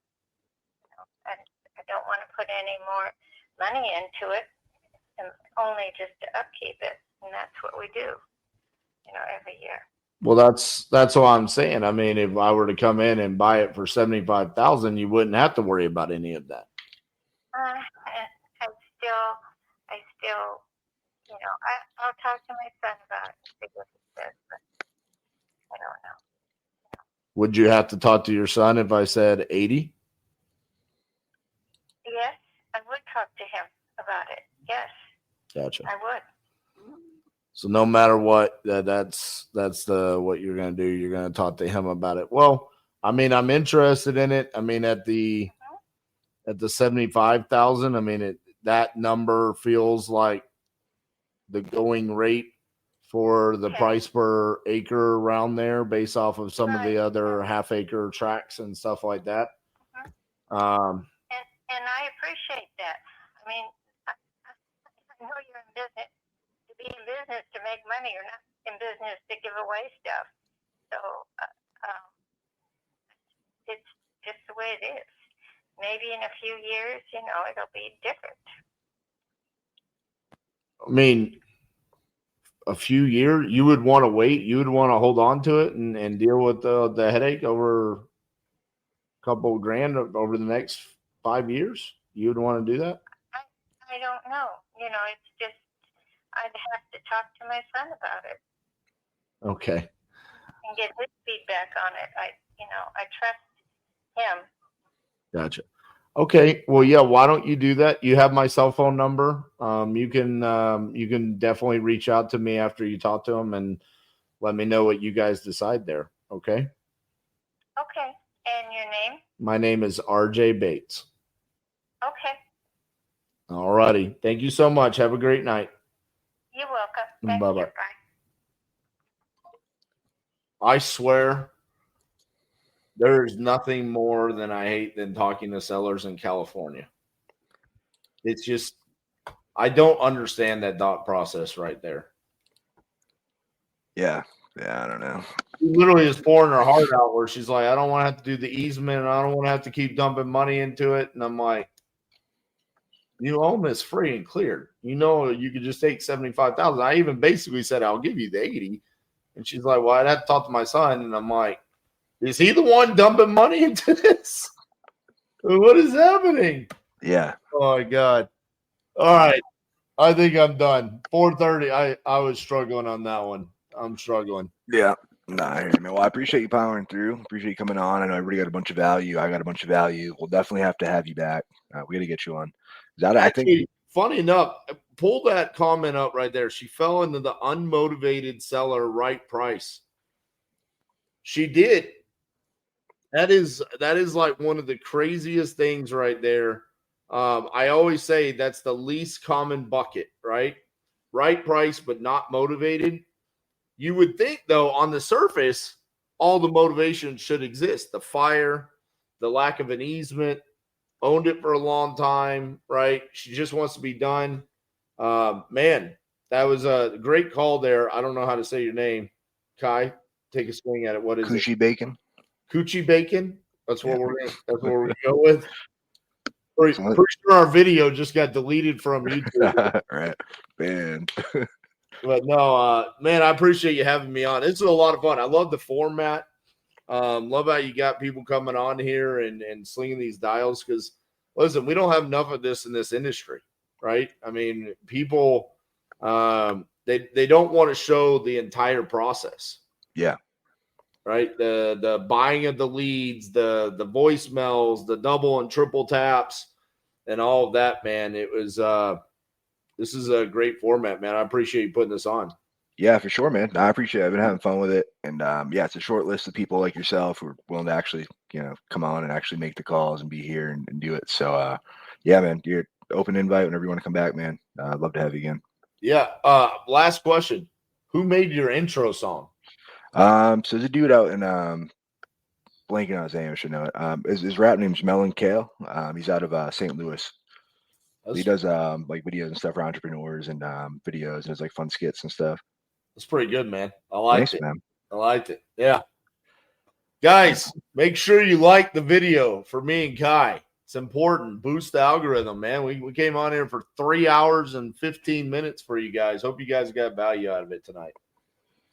100%. Yeah, I appreciate everybody being here, hanging out with us. Sorry to get one. We'll definitely get one next time. And yeah, if you guys are brave enough to put your name in the bucket next time, make sure you do, because you get free leads, you get opportunity to make calls and hang out with myself, RJ, and some other cool closers. So appreciate you guys. You guys keep crushing it. See ya.